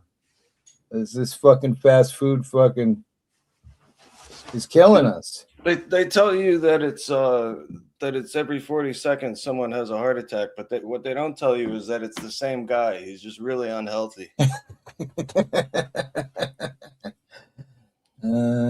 Could be somebody having a medical emergency. No, I mean, according to the American Heart Society, I read this morning on their website, every 40 seconds somebody has a heart attack. And of course, I'm not saying the government doesn't lie, because we all know. I was 21 years old when it happened, and it was due to coke. Yeah. I don't know what it is, but I've seen a lot of Indian people in India have heart attacks. Do they eat Really? a lot of fried food? Yeah. I think that's what it is, man. Because there's a guy, he'll just be giving a speech or singing a song, and then all of a sudden he just falls over dead. No shit. Yeah. What the fuck? I always thought America was the most unhealthy. No, I'll bet you there's worse places, man. Our food's unhealthy for different reasons. We got so many chemicals and. Yeah. What do you call them that stop food from getting bad? What are those called? That's Preservatives. Yeah, preservatives. Yeah. Well, I'll have to do some research on that and see. I'd like to see if there were other countries that were more unhealthy than America, because I find America to be the most unhealthy country to me. Well, we're certainly the most obese, I would imagine. Your messages. You're not checking the phone, hippie. No, I never do. Till after the stream. All right, let me check and see what's up. I went to go see the band Avatar 2 nights ago, and there was like a million whales walking around. There was hardly any good looking women. The only one that was good looking was like 50 years old because she was skinny.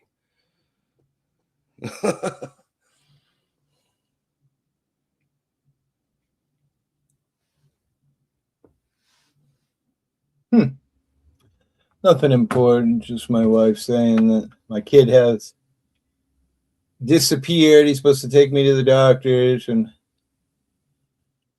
I don't know. I had 7 months without, and my nightmares were so terrible. They're gone now. Listen, I just told my nightmare. A bunch of people trying to kill me because my wife was drunk at the bar.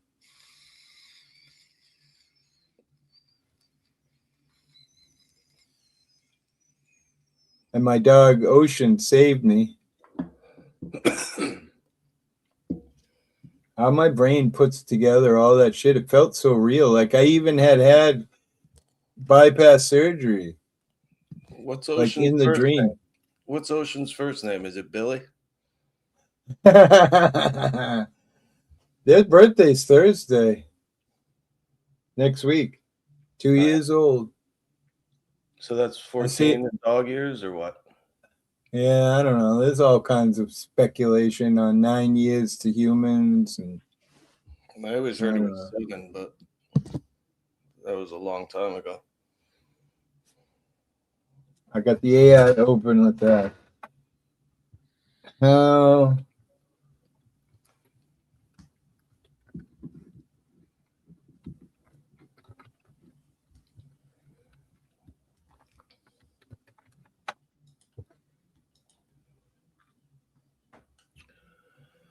yeah, I don't know. I don't know 1 why year I'm so equals nervous. 7. You're right. Yeah. I don't know why I'm so nervous for going to this doctor appointment. It's like nothing's going to happen. They're just going to take an x-ray, but I don't even believe you'll get disability, my friend. well, I got a lawyer this time, so we'll see. Yeah, the fucking government's just. Well, now it's not a good time, but Yeah, I remember when I got mine. It took 3 years. but my odds are better because I actually have a physical debilitation as opposed to just going in and saying, "Oh, I have PTSD." I have a lot of physical. I mean, back then it was titanium plates in my neck, and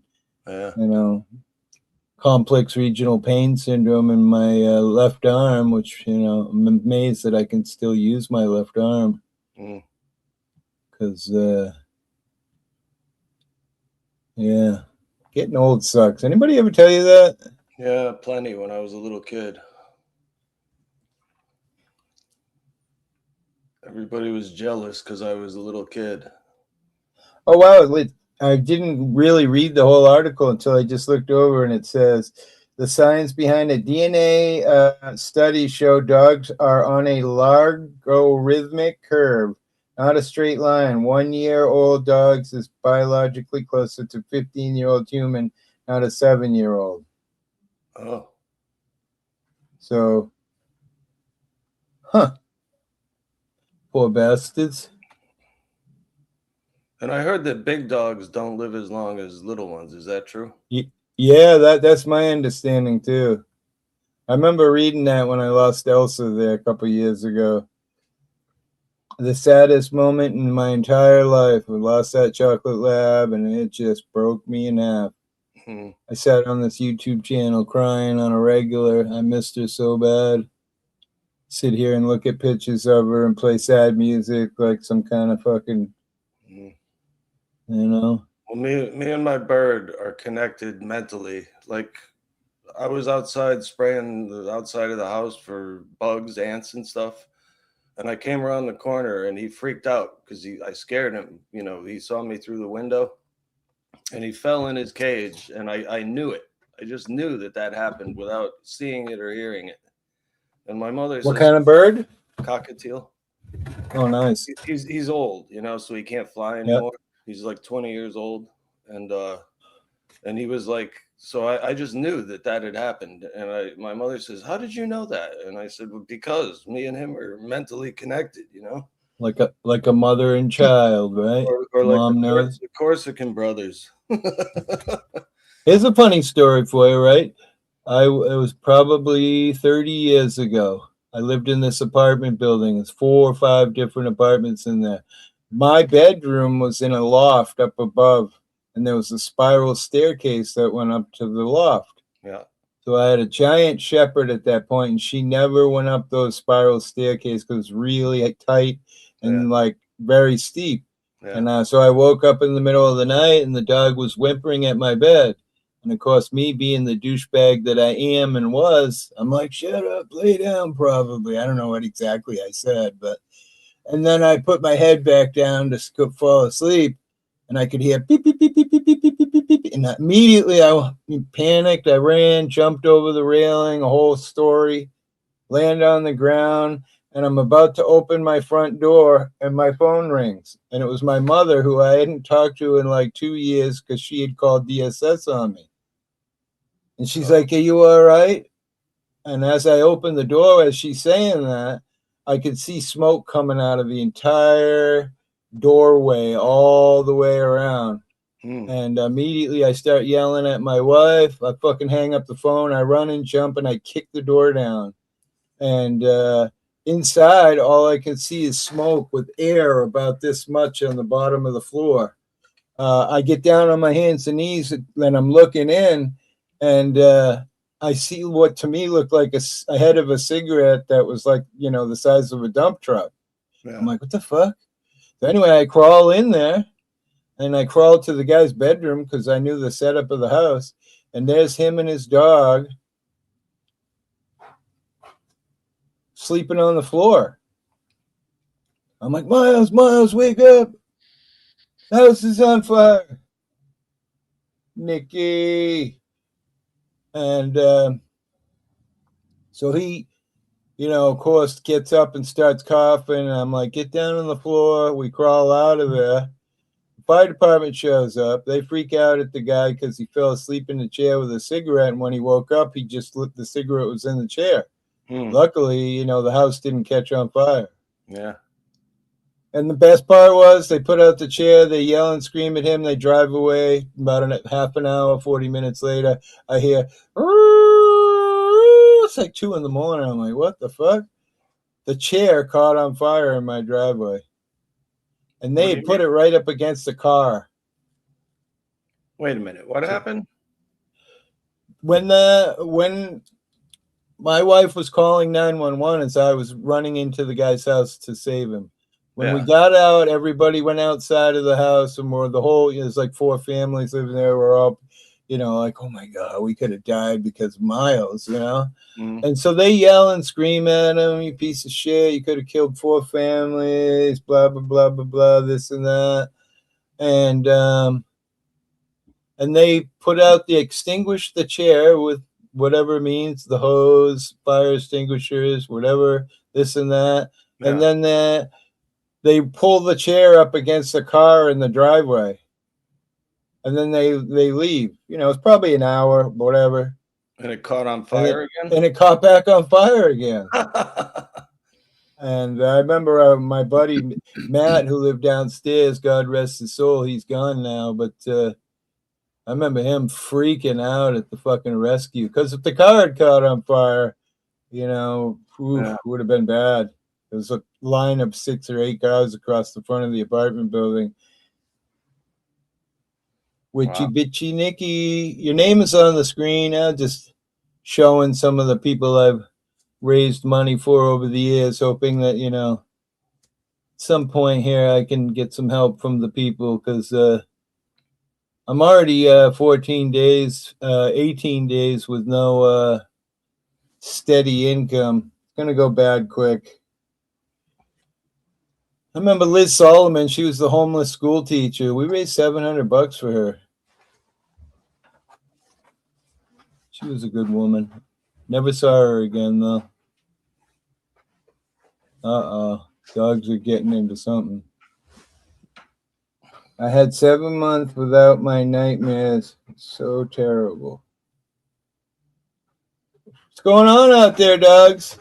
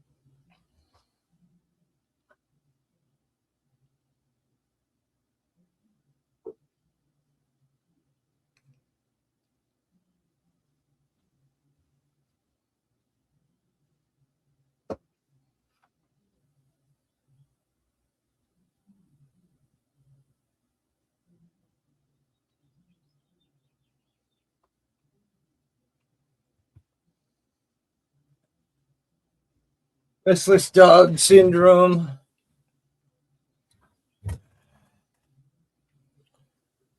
Yeah, and the moral of that story though was really about my mom because I hadn't talked to her in like 2 years, and here it was 2 a.m. My house is on fire, and she had mother's intuition.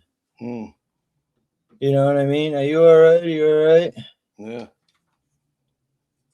Yeah, it's like a mental bond. Connection, yeah. Is bird still alive? Huh? Is your bird still alive? Oh yeah. Yeah, I gave him a shower this morning because he hasn't had one in a while and he's not happy about that, but Right? Oh, my dog, as soon as I say it's bath, if I can spell it out with my other dog, Elsa, if I said Beach, she knew exactly what that meant. hmm. Crazy how smart some animals are. Oh yeah. Well, like this guy, he's a brave little fucker too. Like one night my mother tried to get him out of his cage and he wouldn't come with her.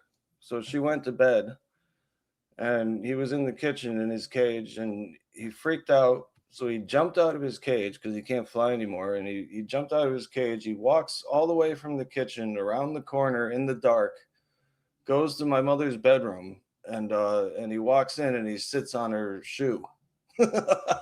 he just wanted No shit. yeah, he just wanted to be with, he doesn't like being alone at night, because he's a flock animal.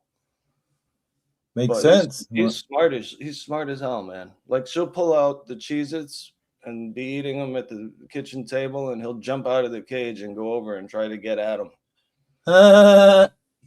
I recently had the extra crispy. I think that's not what they're called. Extra But toasty.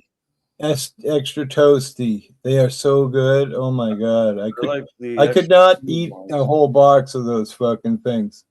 I like the extra cheesy. Jamie. Yo, because fucking YouTube's gay and I'm not modded, can you post your Cash App and PayPal? Preferably your PayPal because it's easier for me. They're both should be on the screen. Oh, okay, I see why. Because Hi, Jamie. Hello. there's my Cash App and my PayPal on the top of the screen there, Jamie. Well, I can't see the PayPal because the counter's in the way. Okay, it's cash sign hippie auditor. Same for PayPal. At hippie auditor. Yeah, Okay. appreciate you, brother. Let me see. Is that you, Nikki? What's the scan for? The what? Nikki, the scan thing on your chest there. Oh, the QR code that will QR take you code. to my Witchy Bitchy Facebook page. Oh shit! My That's friend cool. made that for me. I need to make a website and then she'll put me a QR code for that, but I'm not good at that stuff, so it's slow going. Gotcha. I had a hard time. I was gonna put and I'd done it before on the channel, but I couldn't figure out how to copy it correctly and get it into OBS. 'Cause I My feel like girlfriend that's did that for me. She's all tech savvy and stuff, and she wants me. Everybody keeps telling me I need to sell my crochet, and every time I try, it fails. And so she's trying to help me set up an online business. Well, I think, of course, right now is the worst time to try and sell anything, I think, because, gas is ridiculous. Food is fucking stupid. Yeah, but people have money and they're still buying things. So well, good luck. I hope it starts to work out for you. What if 50 Cent or somebody, wants something from Nikki? He can afford it. Right? what I was trying to say is we started this in motion before the whole war bullshit happened, and it just hasn't moved forward very much. And I'm going to be honest, every single time I've tried to market my crochet work, I've been ripped off, so I'm not super eager to do it. Yeah, I received a payment from Jamie. That's the right one. Thank you, brother. Jotty. I went Oh, yeah. yesterday, hippie. Oh, yeah? Remember, I've been told you I've been trying for 2 years to get my child support reviewed. Mm-hmm. Then remember, just before you had your heart attack, I told you the dumbass went to jail. Yep. Well, they decided to not increase my child support because his dumbass lost his job. Oh, my God. So I'm like, Yeah, I went through, Jamie. I'm like, Yes, how am I sir. supposed to support her on, $200 a month from him? It's bullshit. Listen, when I first hurt my neck and was destroyed, I couldn't believe that a man who paid his taxes, for, I don't know, 30 years at that point, I couldn't get any help because all that happens whenever I would try to get help is they would say, does your wife work? And I would say, yeah. And they would say, does she make more than $13,000 a year? Yep. Okay, you can't get no help. Wait, what? I'm not asking for money for my wife. I'm asking money for me to try and survive. So you should have just did a pretend divorce or something. I was going to say there are people, hippie, who do that. They will divorce and let the wife have everything so that they don't have anything in their name so that they can get their disability help. Yeah. I see that all the time. It's disgusting that our system makes people have to divorce in order to get help. Thank you, Jamie, so much. Appreciate it, my brother. Well, yeah, I mean, I'll be good once I'm able to go back to work. It's just this next month and a half is going to be scary. I've been going around shaming people, hippie, about you. Oh, yeah? Yeah. Well, telling them that they can raise $40,000 to bail James Freeman out. So I've been going around the 1A community being like, hippie auditor, you know him. He's an auditor. He went around with AFA. How the fuck are these people raising $40,000 to bail James out for a DV charge, but nobody's over here supporting hippie who just had a heart attack? Well, is he more famous, I guess? No. Yeah, but it's to bail him out when he got an assault charge against one of his own kids. Oh. I would do that, Jamie, for sure. Anything to help my family. I'm currently in bankruptcy, and if I miss my one mortgage payment, I'm screwed. Now I get $1,600 a month from disability, and the mortgage is $2,100. Thanks to fucking all the bullshit over the last 5 or 6 years. And my wife makes all right money, but that's just one fucking bill. So I really am gonna need some help. Wait a minute. You can DoorDash. Right. You can DoorDash and be on disability. Yeah, you just can only make so much money per month. Oh. So Liz Solomon, Lady Love, Sassy, Witchy Bishy, the people that I've ran streams to try and help them do their thing and get money. And I've always been here for the people. I just didn't understand, hippie. I've seen them run fundraisers where they can get like 40 grand. If they can run fundraisers that make good money, why aren't people like AFA and Joe Cool and these other guys who have clout who supposedly love you? Yeah, I gave Joe Cool a hell of a ream, and I'm like, fuck, I thought you were my friend, man. Like Joe Cool, AFA. How many times did you go out with AFA? Didn't you guys go and watch their house while they went on their honeymoon and shit? Josh is here for me. If I needed anything at all, he would. He's got a following. Help. Why isn't he doing a grift stream for you? Yeah, I think he's kind of done with YouTube, as far as I know. Ah. Yeah, I think him and Joe Cool and quite a few of these other big channels are stuck. AFA's been on 250 for like I don't know how many months, quite a while. I think that they're blocking everybody. But Jamie has my email is hippie.auditor@gmail.com. If you want to set something up, I'd love to come on your stream and get some family help, man. He's also in Den's Discord, so you could probably message him on Discord if you don't do email, Jamie. Oh yeah. And, You're both in Den's Discord, so you could message him there too. I may Yeah, I go finally live. got I may go live later, and you can, you know, I'll help you out if I can. Talk to my people or whatever. yeah, I appreciate any help is better than no help. And again, I'm gonna be back to normal and things will be good in 6 or 8 weeks once my doctor clears me to carry things and do stuff, because I figured out the whole system with DoorDash and how to work the system, and I was a platinum dasher, a pro shopper. I even had recently gotten, right before I went into surgery, a letter from DoorDash saying that I was a top shopper in my area. So I was doing really well, making as much money as I legally could. And then my wife would go out once in a while with my granddaughter at night. She'd make $100 in like 4 hours. There's those tits that do you all that. Oh yeah, I just got my Discord back yesterday. My dog chewed the phone and I lost every password. And a lot of people have been teasing me like, what the fuck? Why don't you write it down on paper? Because I just hate that. I I know. don't know So- why. Go ahead. Hippie, just to verify on PayPal, it's at Hippie Auditor, and there's just no picture, correct? Right, yeah. Just make sure I got you the wanna- right one. You don't have to send me. You've sent me quite a bit of money over the years, Nikki. I know I don't have to, and I broke as fuck, but I'm still sending you $20, and other people, if I can do it, other people can too. Awesome. I appreciate it. Big time. Morning, Nevea. Happy Friday morning.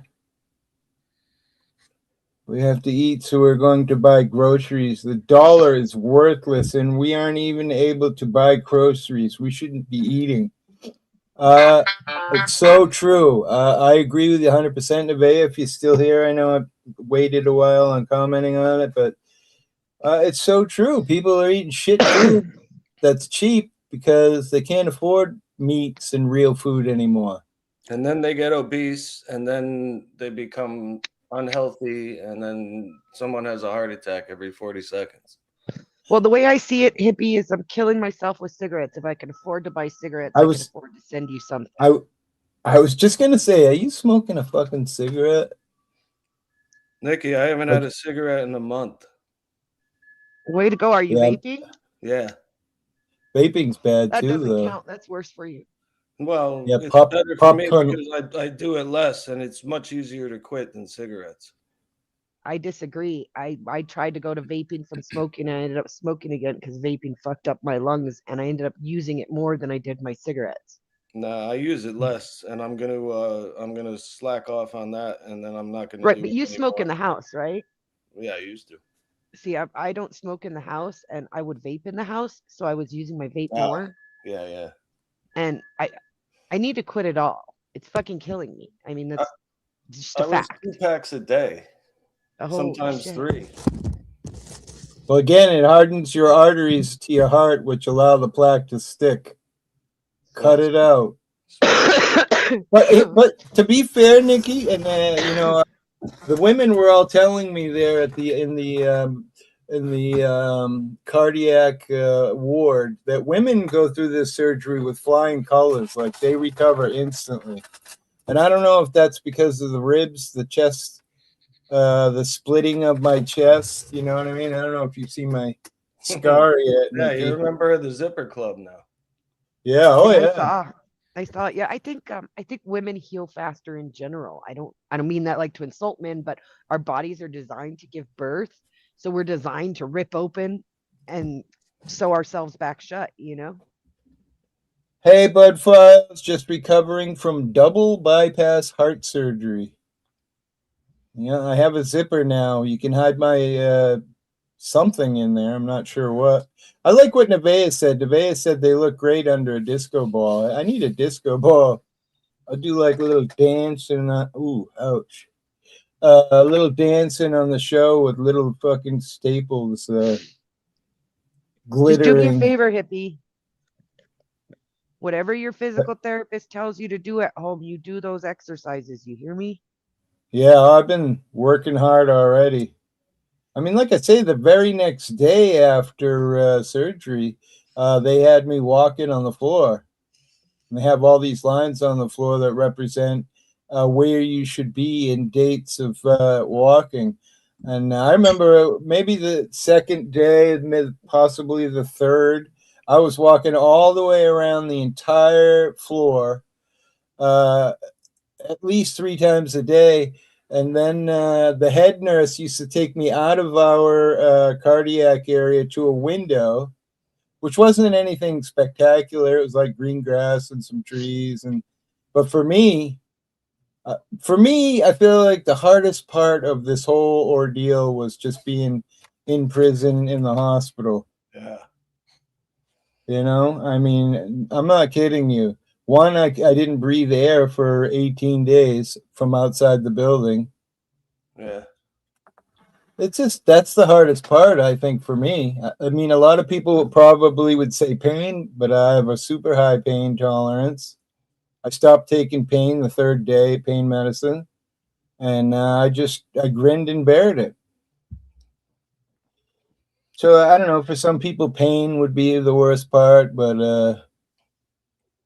now that I I'm don't know. older, I hate being in the hospital. Like when I was younger, it didn't bother me so much, but now it's like, you know, I fell and cracked my head open, and there was blood all over the kitchen floor, and I had a brain bleed, and I went in and I stayed overnight, and then I checked myself out, and they're like, you really shouldn't do that because you could still, you know, die or whatever. And I was like, I don't care. I'm not staying here another night. Right? Yeah, I mean, I was glad to go home. I mean, I had some great nurses like this woman here who said, "Happy healing from the meanest nurse at Cape Cod Hospital." She was absolutely a godsend. Like the sister I never had. We had so much fun. Always kidding and teasing, and you know, she was always pushing me hard. And people like that are the ones that you know. Sadly, there's not enough of them. Yeah, I mean, like you get people that get into healthcare because that's what they want to do. And then you get people who get into healthcare because that's what they have to do. And you can always tell who they are. Like I was in the hospital and I asked this chick for something, and she just gave me this attitude, you know, like I disagree, Zato. I don't think that there's some who got into it because they had to. I think they all get into it because they want to. I think some of them burn out because, I mean, I don't know if you've ever seen what nurses go through in a 12-hour shift. They work 12-hour shifts and on their feet, putting up with people who are disrespectful, rude, a bunch of drug-seeking people. Like, they just burn out. Which brings me to another point. What happens when you say the N-word under anesthesia? Like, is that acceptable? No, I don't think so. I don't know, because like I worry about shit like that, you know. Like when I was under anesthesia one time, and I was saying some crazy shit, nothing racist. Why were you saying the N-word though? That means it's in your head. head. I didn't say the N-word. I was. Oh, but I was saying crazy shit, like you know, talking to this old nurse, and I was like, oh, we should go out sometime, and you know, I was just like, I thought Joe Cool was knocking on the door as you were saying that. What do you mean? Because the way you said it, I mean, I'm sure somebody could clip that and make it sound like that you were saying the N-word when you were under it. No. You know, I don't say the N-word, man. But you know, you never know what's gonna fucking pop out when you're fucked up like that. It's true. Well, when you get scared about it, like, oh shit, what am I gonna say? And then that makes you say stupid shit. You know what I mean? Exactly. So you quit smoking 2 years ago and stopped coughing immediately, huh? Yeah, that's why what made me want to comment about Nikki. She got the smoker's hack, you know. Yeah, I don't have the coughing anymore. I'm old enough to remember when a whole chicken costing 26 cents a pound. Now a whole chicken costs $10. Where I live,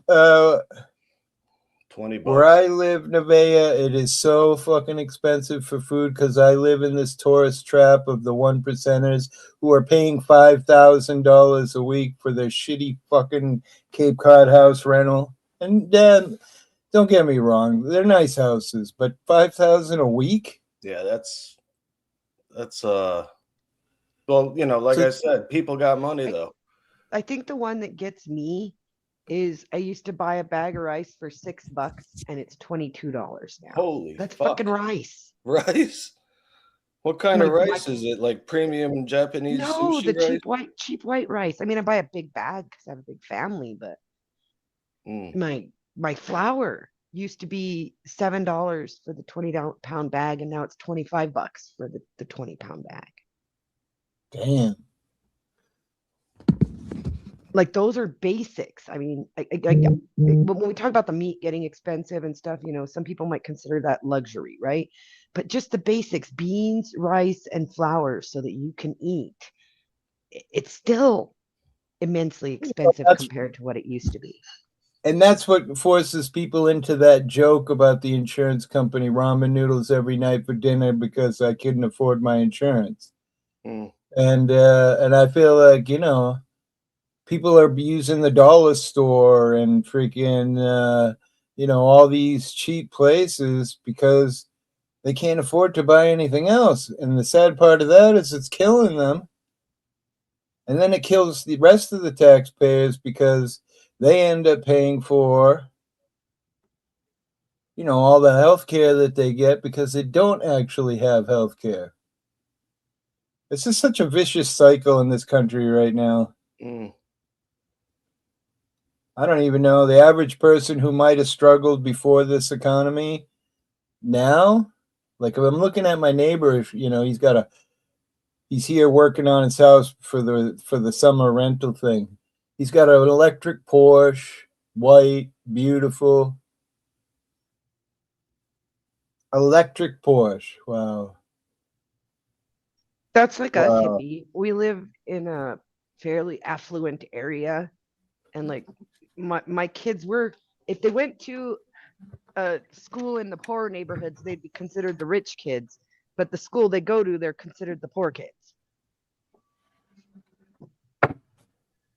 Their friends' parents drive up in Mercedes and Teslas. We have so many Teslas at the drop-off every morning.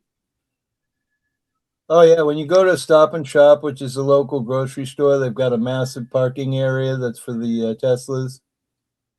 And there'd be fucking 10, 12 fucking Teslas every time.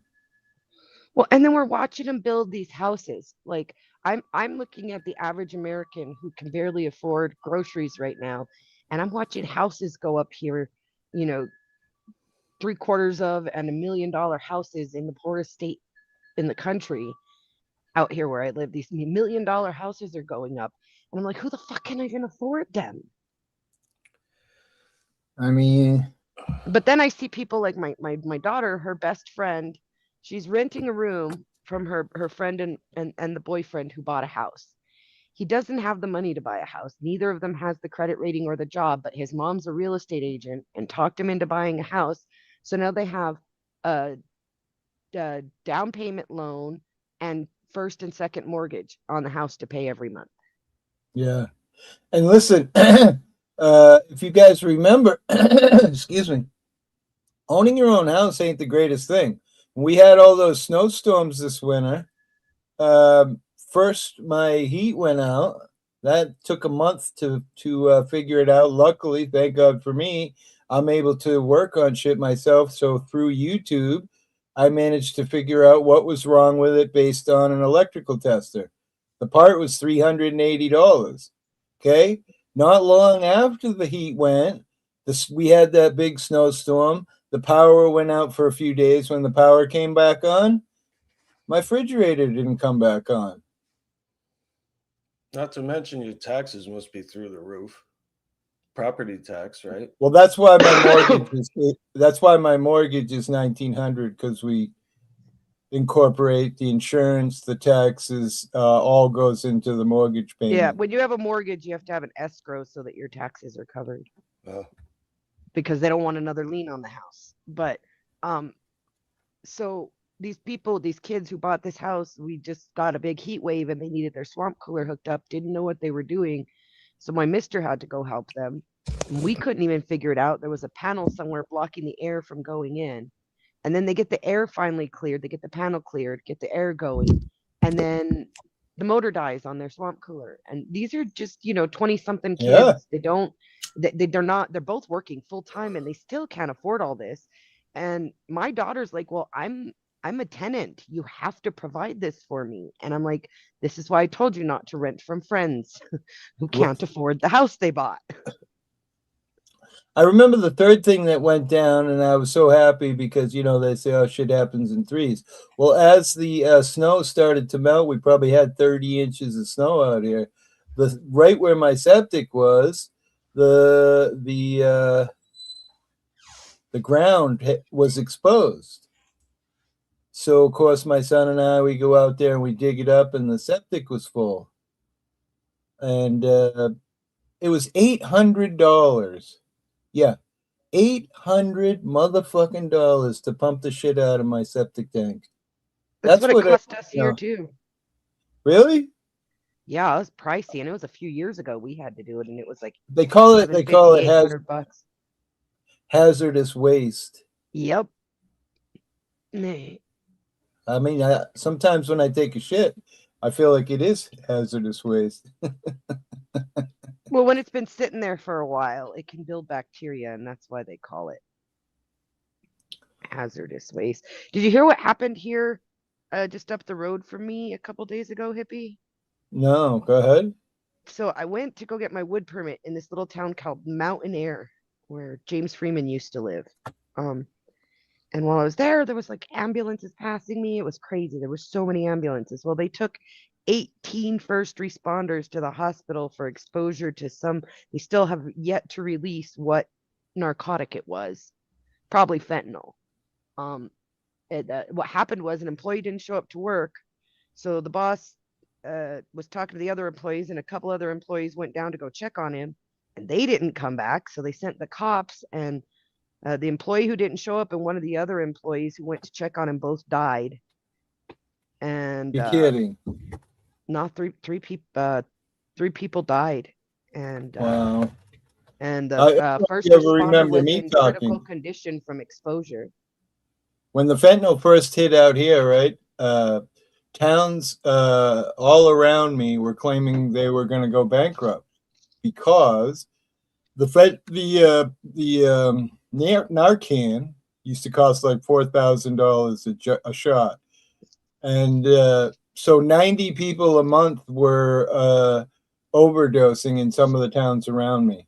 So because of that, you figure 90 people, in these fentanyl overdoses, they're using up to 6 Narcans to bring you back to life.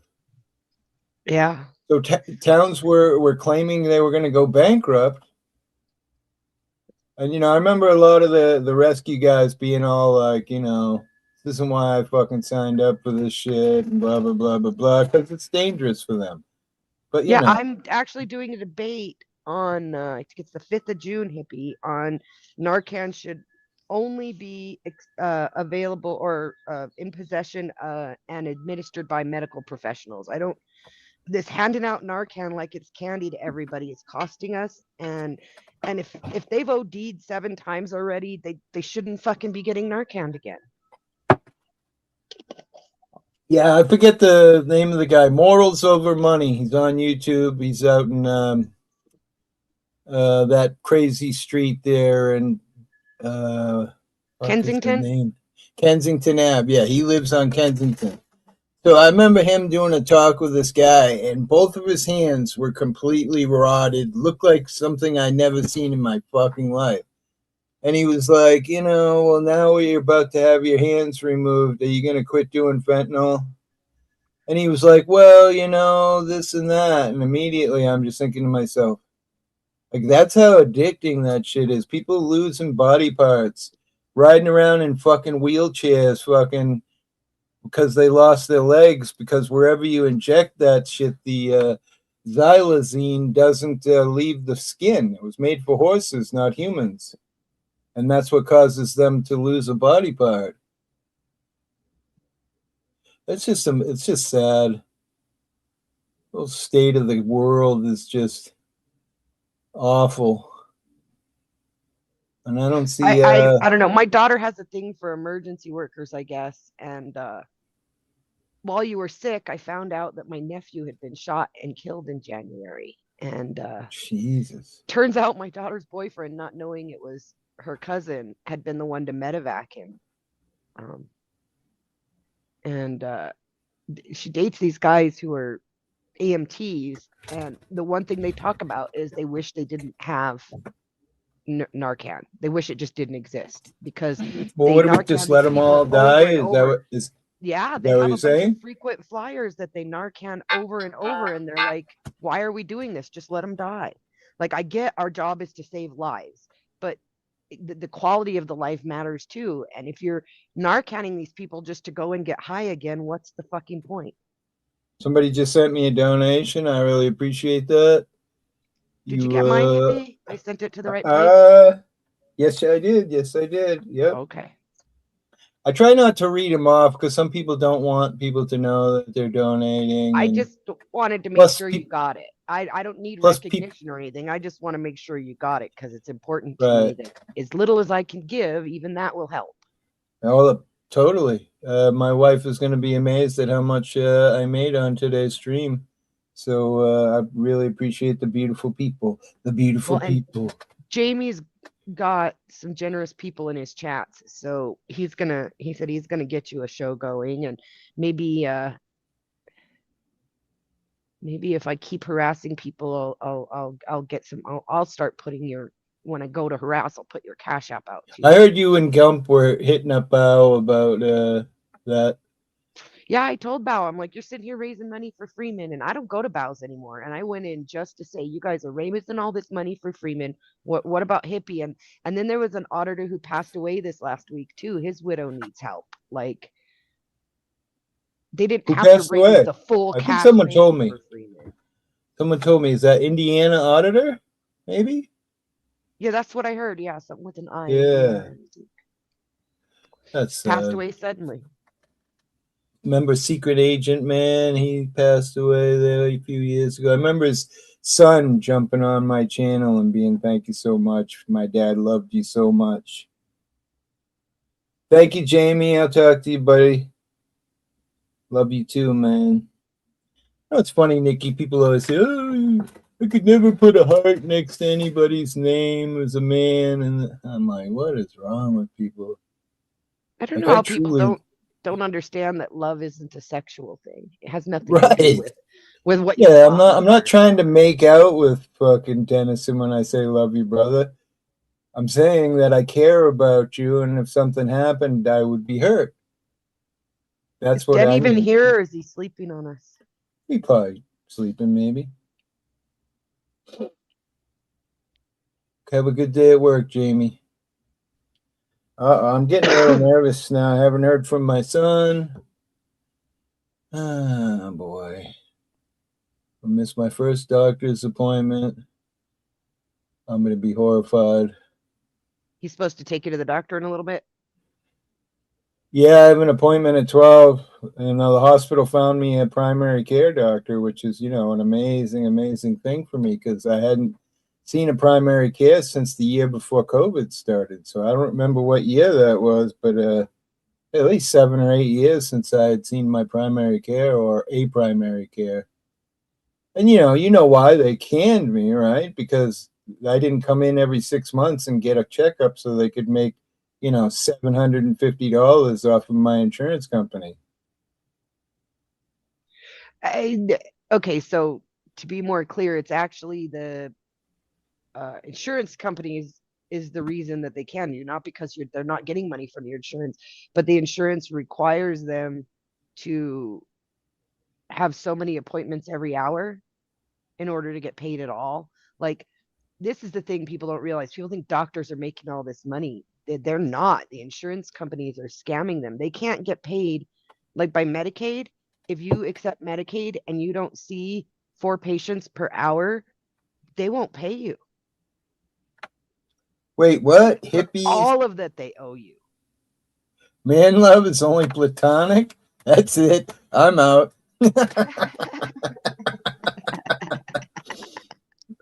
Lucky you. Right? I get all the hippies' love. Right? And sometimes it hurts. I mean, what? Are we live? Yeah, we all saw your Thanks. basement, hippie. Don't sit there and try and pretend. We've seen the dark room. Right? Joe seen the dark room. Willie definitely seen the dark room. The room is the Bloom I room is haven't currently seen down. Willie. Has anybody seen He- Willie? I haven't seen him in He a was while. on the panel earlier for about an hour. Oh, good. He's okay. Yeah. then. But my grow room, the Bloom room's down, and I have 8 plants in the veg room. And I'm gonna keep growing, but I'm not smoking. I'm done with all of it. My doctor said personally, if you want to take a gummy once in a while, that's fine. He's like, don't vape, because if you vape, you're gonna be back to see me again, and I know how much you hate me. But I don't Yeah. know. I like the way I feel sober again. You know, I mean, like really sober. I mean, I haven't Yeah, done you had illegal 18 drugs. days. No, today is 22 days. Yeah, without any weed. Yeah, you had 18 days to clear it out of your system. So I feel like I have a little bit of a brain now. I think when Dennison speaks now, I almost know what he's saying. Funny because I've gone 6 months without weed and I can't think for shit. Really? Oh, that I is need a odd. fucking joint. Yeah, that's what. How about dreams? Because Miss Luck earlier was saying because when she quit for 40 days, she was having incredible dreams. I don't know if I told you guys, but I had the most wild dream last night I've ever had. Mississippi and my son started a fight at a bar, and in the dream I had my surgery, so I got scared and we got separated, and I just went home. And when I got home, I went outside like see if they were coming or whatever because we were walking distance from this bar.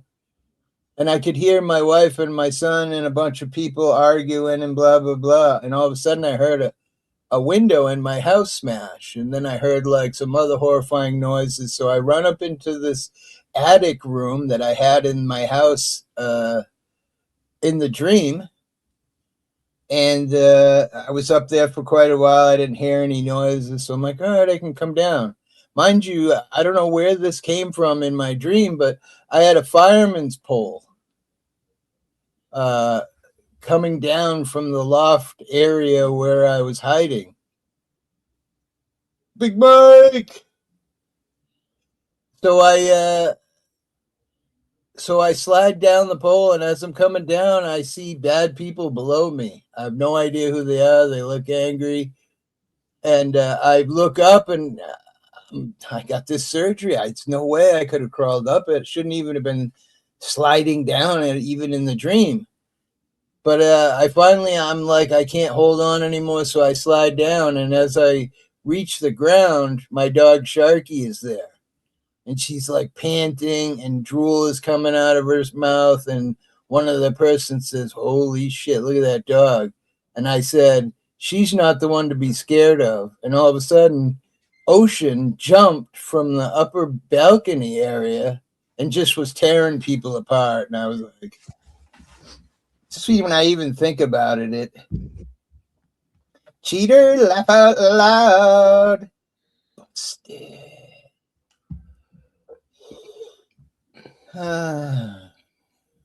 Fucking I don't know, my hippie. kid. The way I see it, you don't need to fight if your wife got in a fight. She'll take care of it for you. She's got some big balls on her.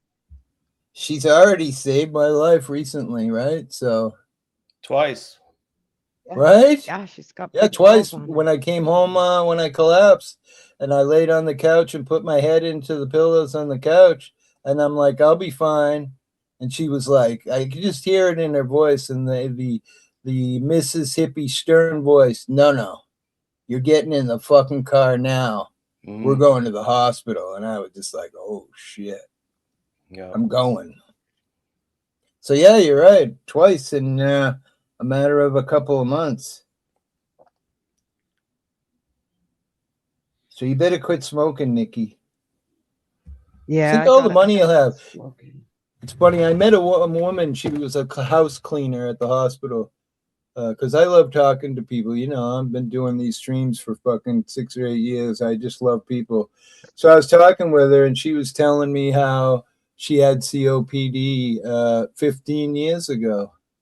And ever since she started to feel better from the COPD, she would put daily the amount of money that she used to smoke in cigarettes. And now she has a bank account that has $37,000 in it. Look at this guy. Holy shit. Hey, Willie. He cleans There up he now. Look at is. you.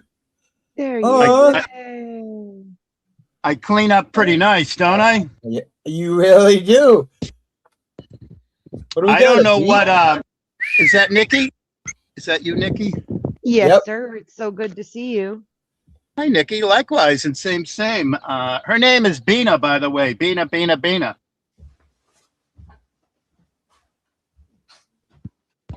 Beautiful dog.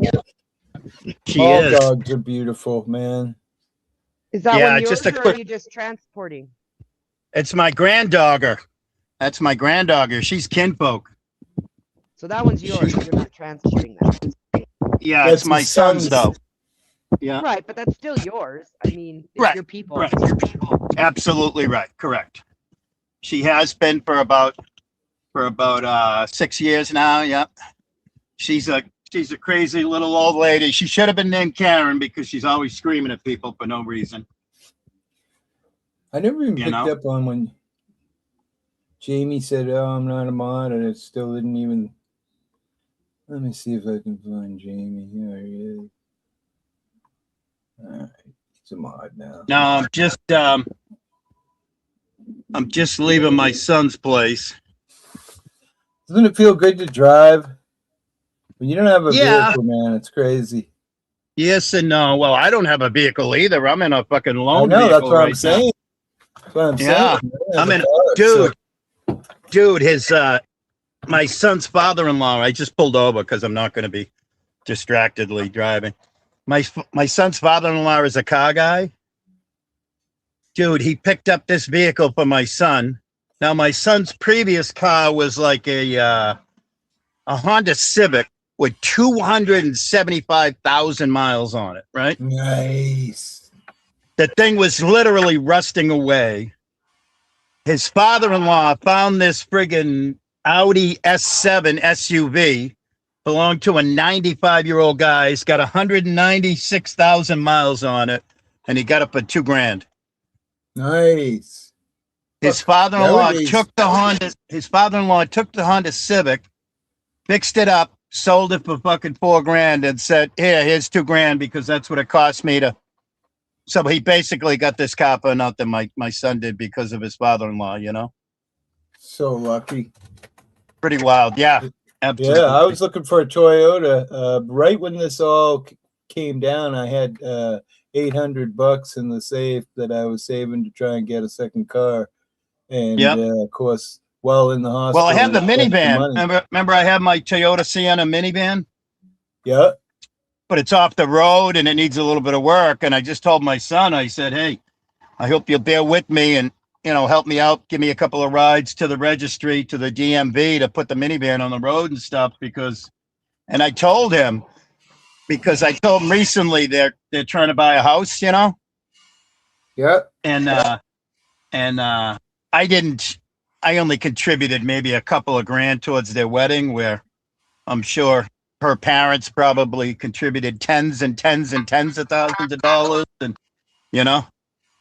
that kind of thing. So I said, I'd rather give you, $5,000 or something on a down payment for a house, Right. And so I Yeah. told him, I says, if I can get the tranny rebuilt on the truck for like $1,000, well, then it's not cutting into your inheritance. So work with me here.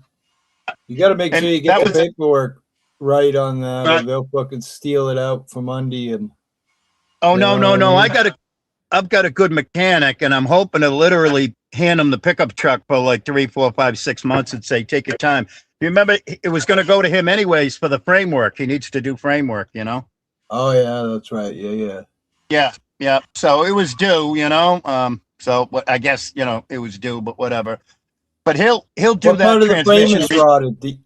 The inside of the rear under the bed? Yeah, right behind the driver's seat, like right where the rear passenger seat is, right below that, right there.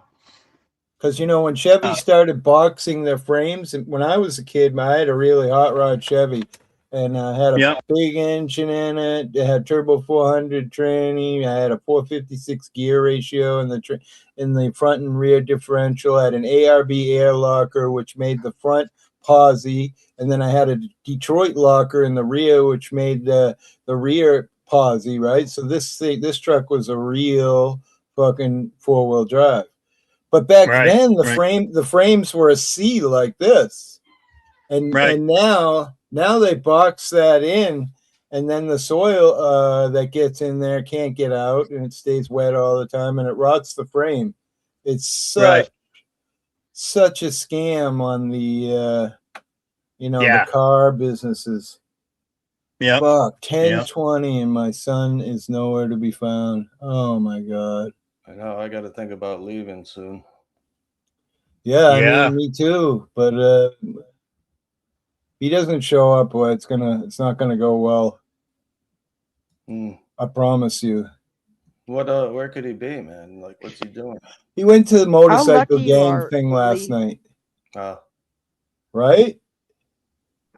My son joined How lucky you are, some Willie, I giant. was gonna say, but Go ahead, Dick. I was just gonna say how lucky you are, Willie, but it's really that you raised a good son, that his in-laws love him enough to support them like that, like to help them like that. That's amazing. You did a good job to raise a son that even his in-laws love him. Oh yeah. Well, he married into married in. Granted, it's just an expression, but he married into the mob because they're like the Real Housewives kind of Italians. You know what I mean? It's fucking funny as a bastard. But Nice. yeah, well, they have two girls. They have my daughter-in-law and her sister. So obviously, son-in-laws are very, very valued in an Italian household. Even though, I mean, I'm like 80% Irish. My son is probably like diluted down to like 20% Irish, 20% English, Scottish, and what have you. You know what I mean? Mm-hmm. But yeah, he's an Italian now. They own him now. I just thought of something hippie. That dono that you got that said "Don't dox me." Okay. That was me. Okay. Because I would dox. That's why I try not. That's another reason why I try not to even mention it. And I know maybe a lot of people feel Sad. off by that. That I don't. Zach. That I don't. Come on, Zach. Everybody knows your government name is Harold Rabinowitz, so just stop it, Harold. All right? Yeah. Cut this shit. I know. Well, you know what's funny, Nikki. My boys, unfortunately, all three of them, the twins from the first marriage, and he's the only offspring from the second marriage. But they were raised to disrespect and be dismissive of me, and only time. And plus, he just became a parent, so he's got a 1-year-old newborn. So only time has healed that. And then, fortunately, him becoming a parent is very, very, Cajun touches. Brandy says, Willie. Cajun Brandy is the best. I mean, I'm not bringing back. I am not proponing bringing back slavery or anything. But Cajun Brandy, she actually bought Prime. She bought Prime. She owns him now. So if anybody sees E-Primify, just say, "Oh, I heard that Brandy lady owns you." Was there a slave auction? I guess something like that. I don't know. I don't know the detail. The details are none of our business, right? The devil's in the details, right? You know, the devil's in the. Look at, and we sing the song now. Pink Pony Prime. Brandy's gonna ban and block you. Oh yeah, Pink Pony Prime. Brandy's a lot of fun. Agent Brandy's a wicked lot of fun. That's all she likes. That's all she likes to do is have fun. She's part of the laughing and chuckling and giggling crowd. Brandy, this is my honest to goodness granddaughter. That's my first grandchild right there. And hysterically, her name is Beanie, but I have been calling her, Beanie. Beanie is her name. Her mother calls her Benis, Benis. That's hysterical. And I call her Bina. So that's a Bina dog. And she looks a little bit, she's got a little chihuahua in her, Cute dog. Shirtless guitar guy. There you go. Take care of your heart, brother, before you're the next one. I see how you eat, just like how I used to. I gotta go, guys. My internal. All right, buddy. Great seeing you, Harold. Pretty soon. Yeah, have a good one, guys. Bye, Harold. Yeah, I gotta get going too. All right. Nikki, always a pleasure, wrong, Nikki. though, Hippie. I'm gonna call Hippie out here. You're wrong. I have watched Willie eat. Willie has yogurt and granola in the morning. He eats fresh I'm fruits. talking about shirtless guitar guy with big giant steaks and stuff. Oh, yeah. okay.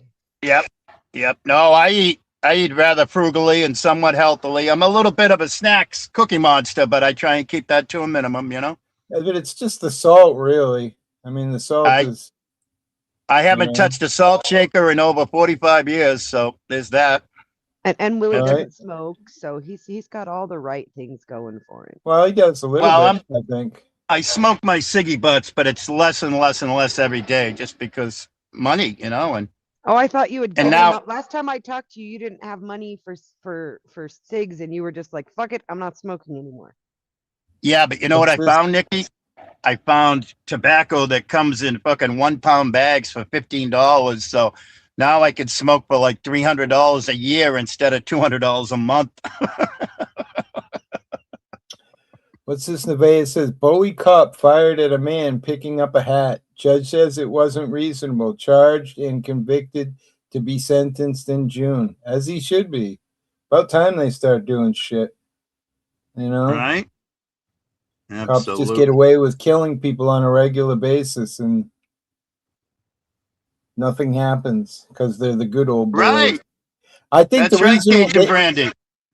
Look at Cajun Brandy said, "Oh, so this is the guy that had the male to female surgery." Correct. I can't wait. I used to be scared. I used to go to Hippie's house. He used to lock me in the darked out grow room, and I wasn't a fan of that. No homo, bro. No homo. But I can't wait to see what the doctors did with the groinal area now. Yeah. Now I actually have a penis. Like before, I would be afraid to lay on the nude beaches, but now that shit's swinging in the wind like a fucking. That's right. All right. Well, I'm gonna hit the highway. Head out on the highway. You have a great day, buddy. As always. And by the way, Denny, can you keep it down, Denny? You're always interrupting, over talking everybody. The judge, Nikki, always great seeing you, Nikki. Nobody answered. Okay, you're not important, Willie. Love you. Love you too, Willie. Be safe.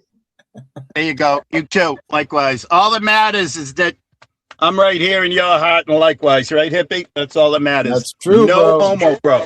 No homo, bro. No homo. Totally. All right. Peace. All right, bud. Say bye, Bina. Say bye, Bina. Bye, Bina. Bye. Looked right away. That's awesome. All right. Take care. Bye. All right, guys. Well, apparently my son is on his way. I have a doctor's appointment at 12, so I'm going to brush my teeth, do a few things, and I appreciate all the beautiful donations from the peeps. And I will see you again real soon. Thank you for coming, everybody. See you, Denny. Love you, Hippie. Bye. Be safe. Try my best. Bye, Bye, Denny. Thank you, Nevaeh. You have a blessed day as well. Bye.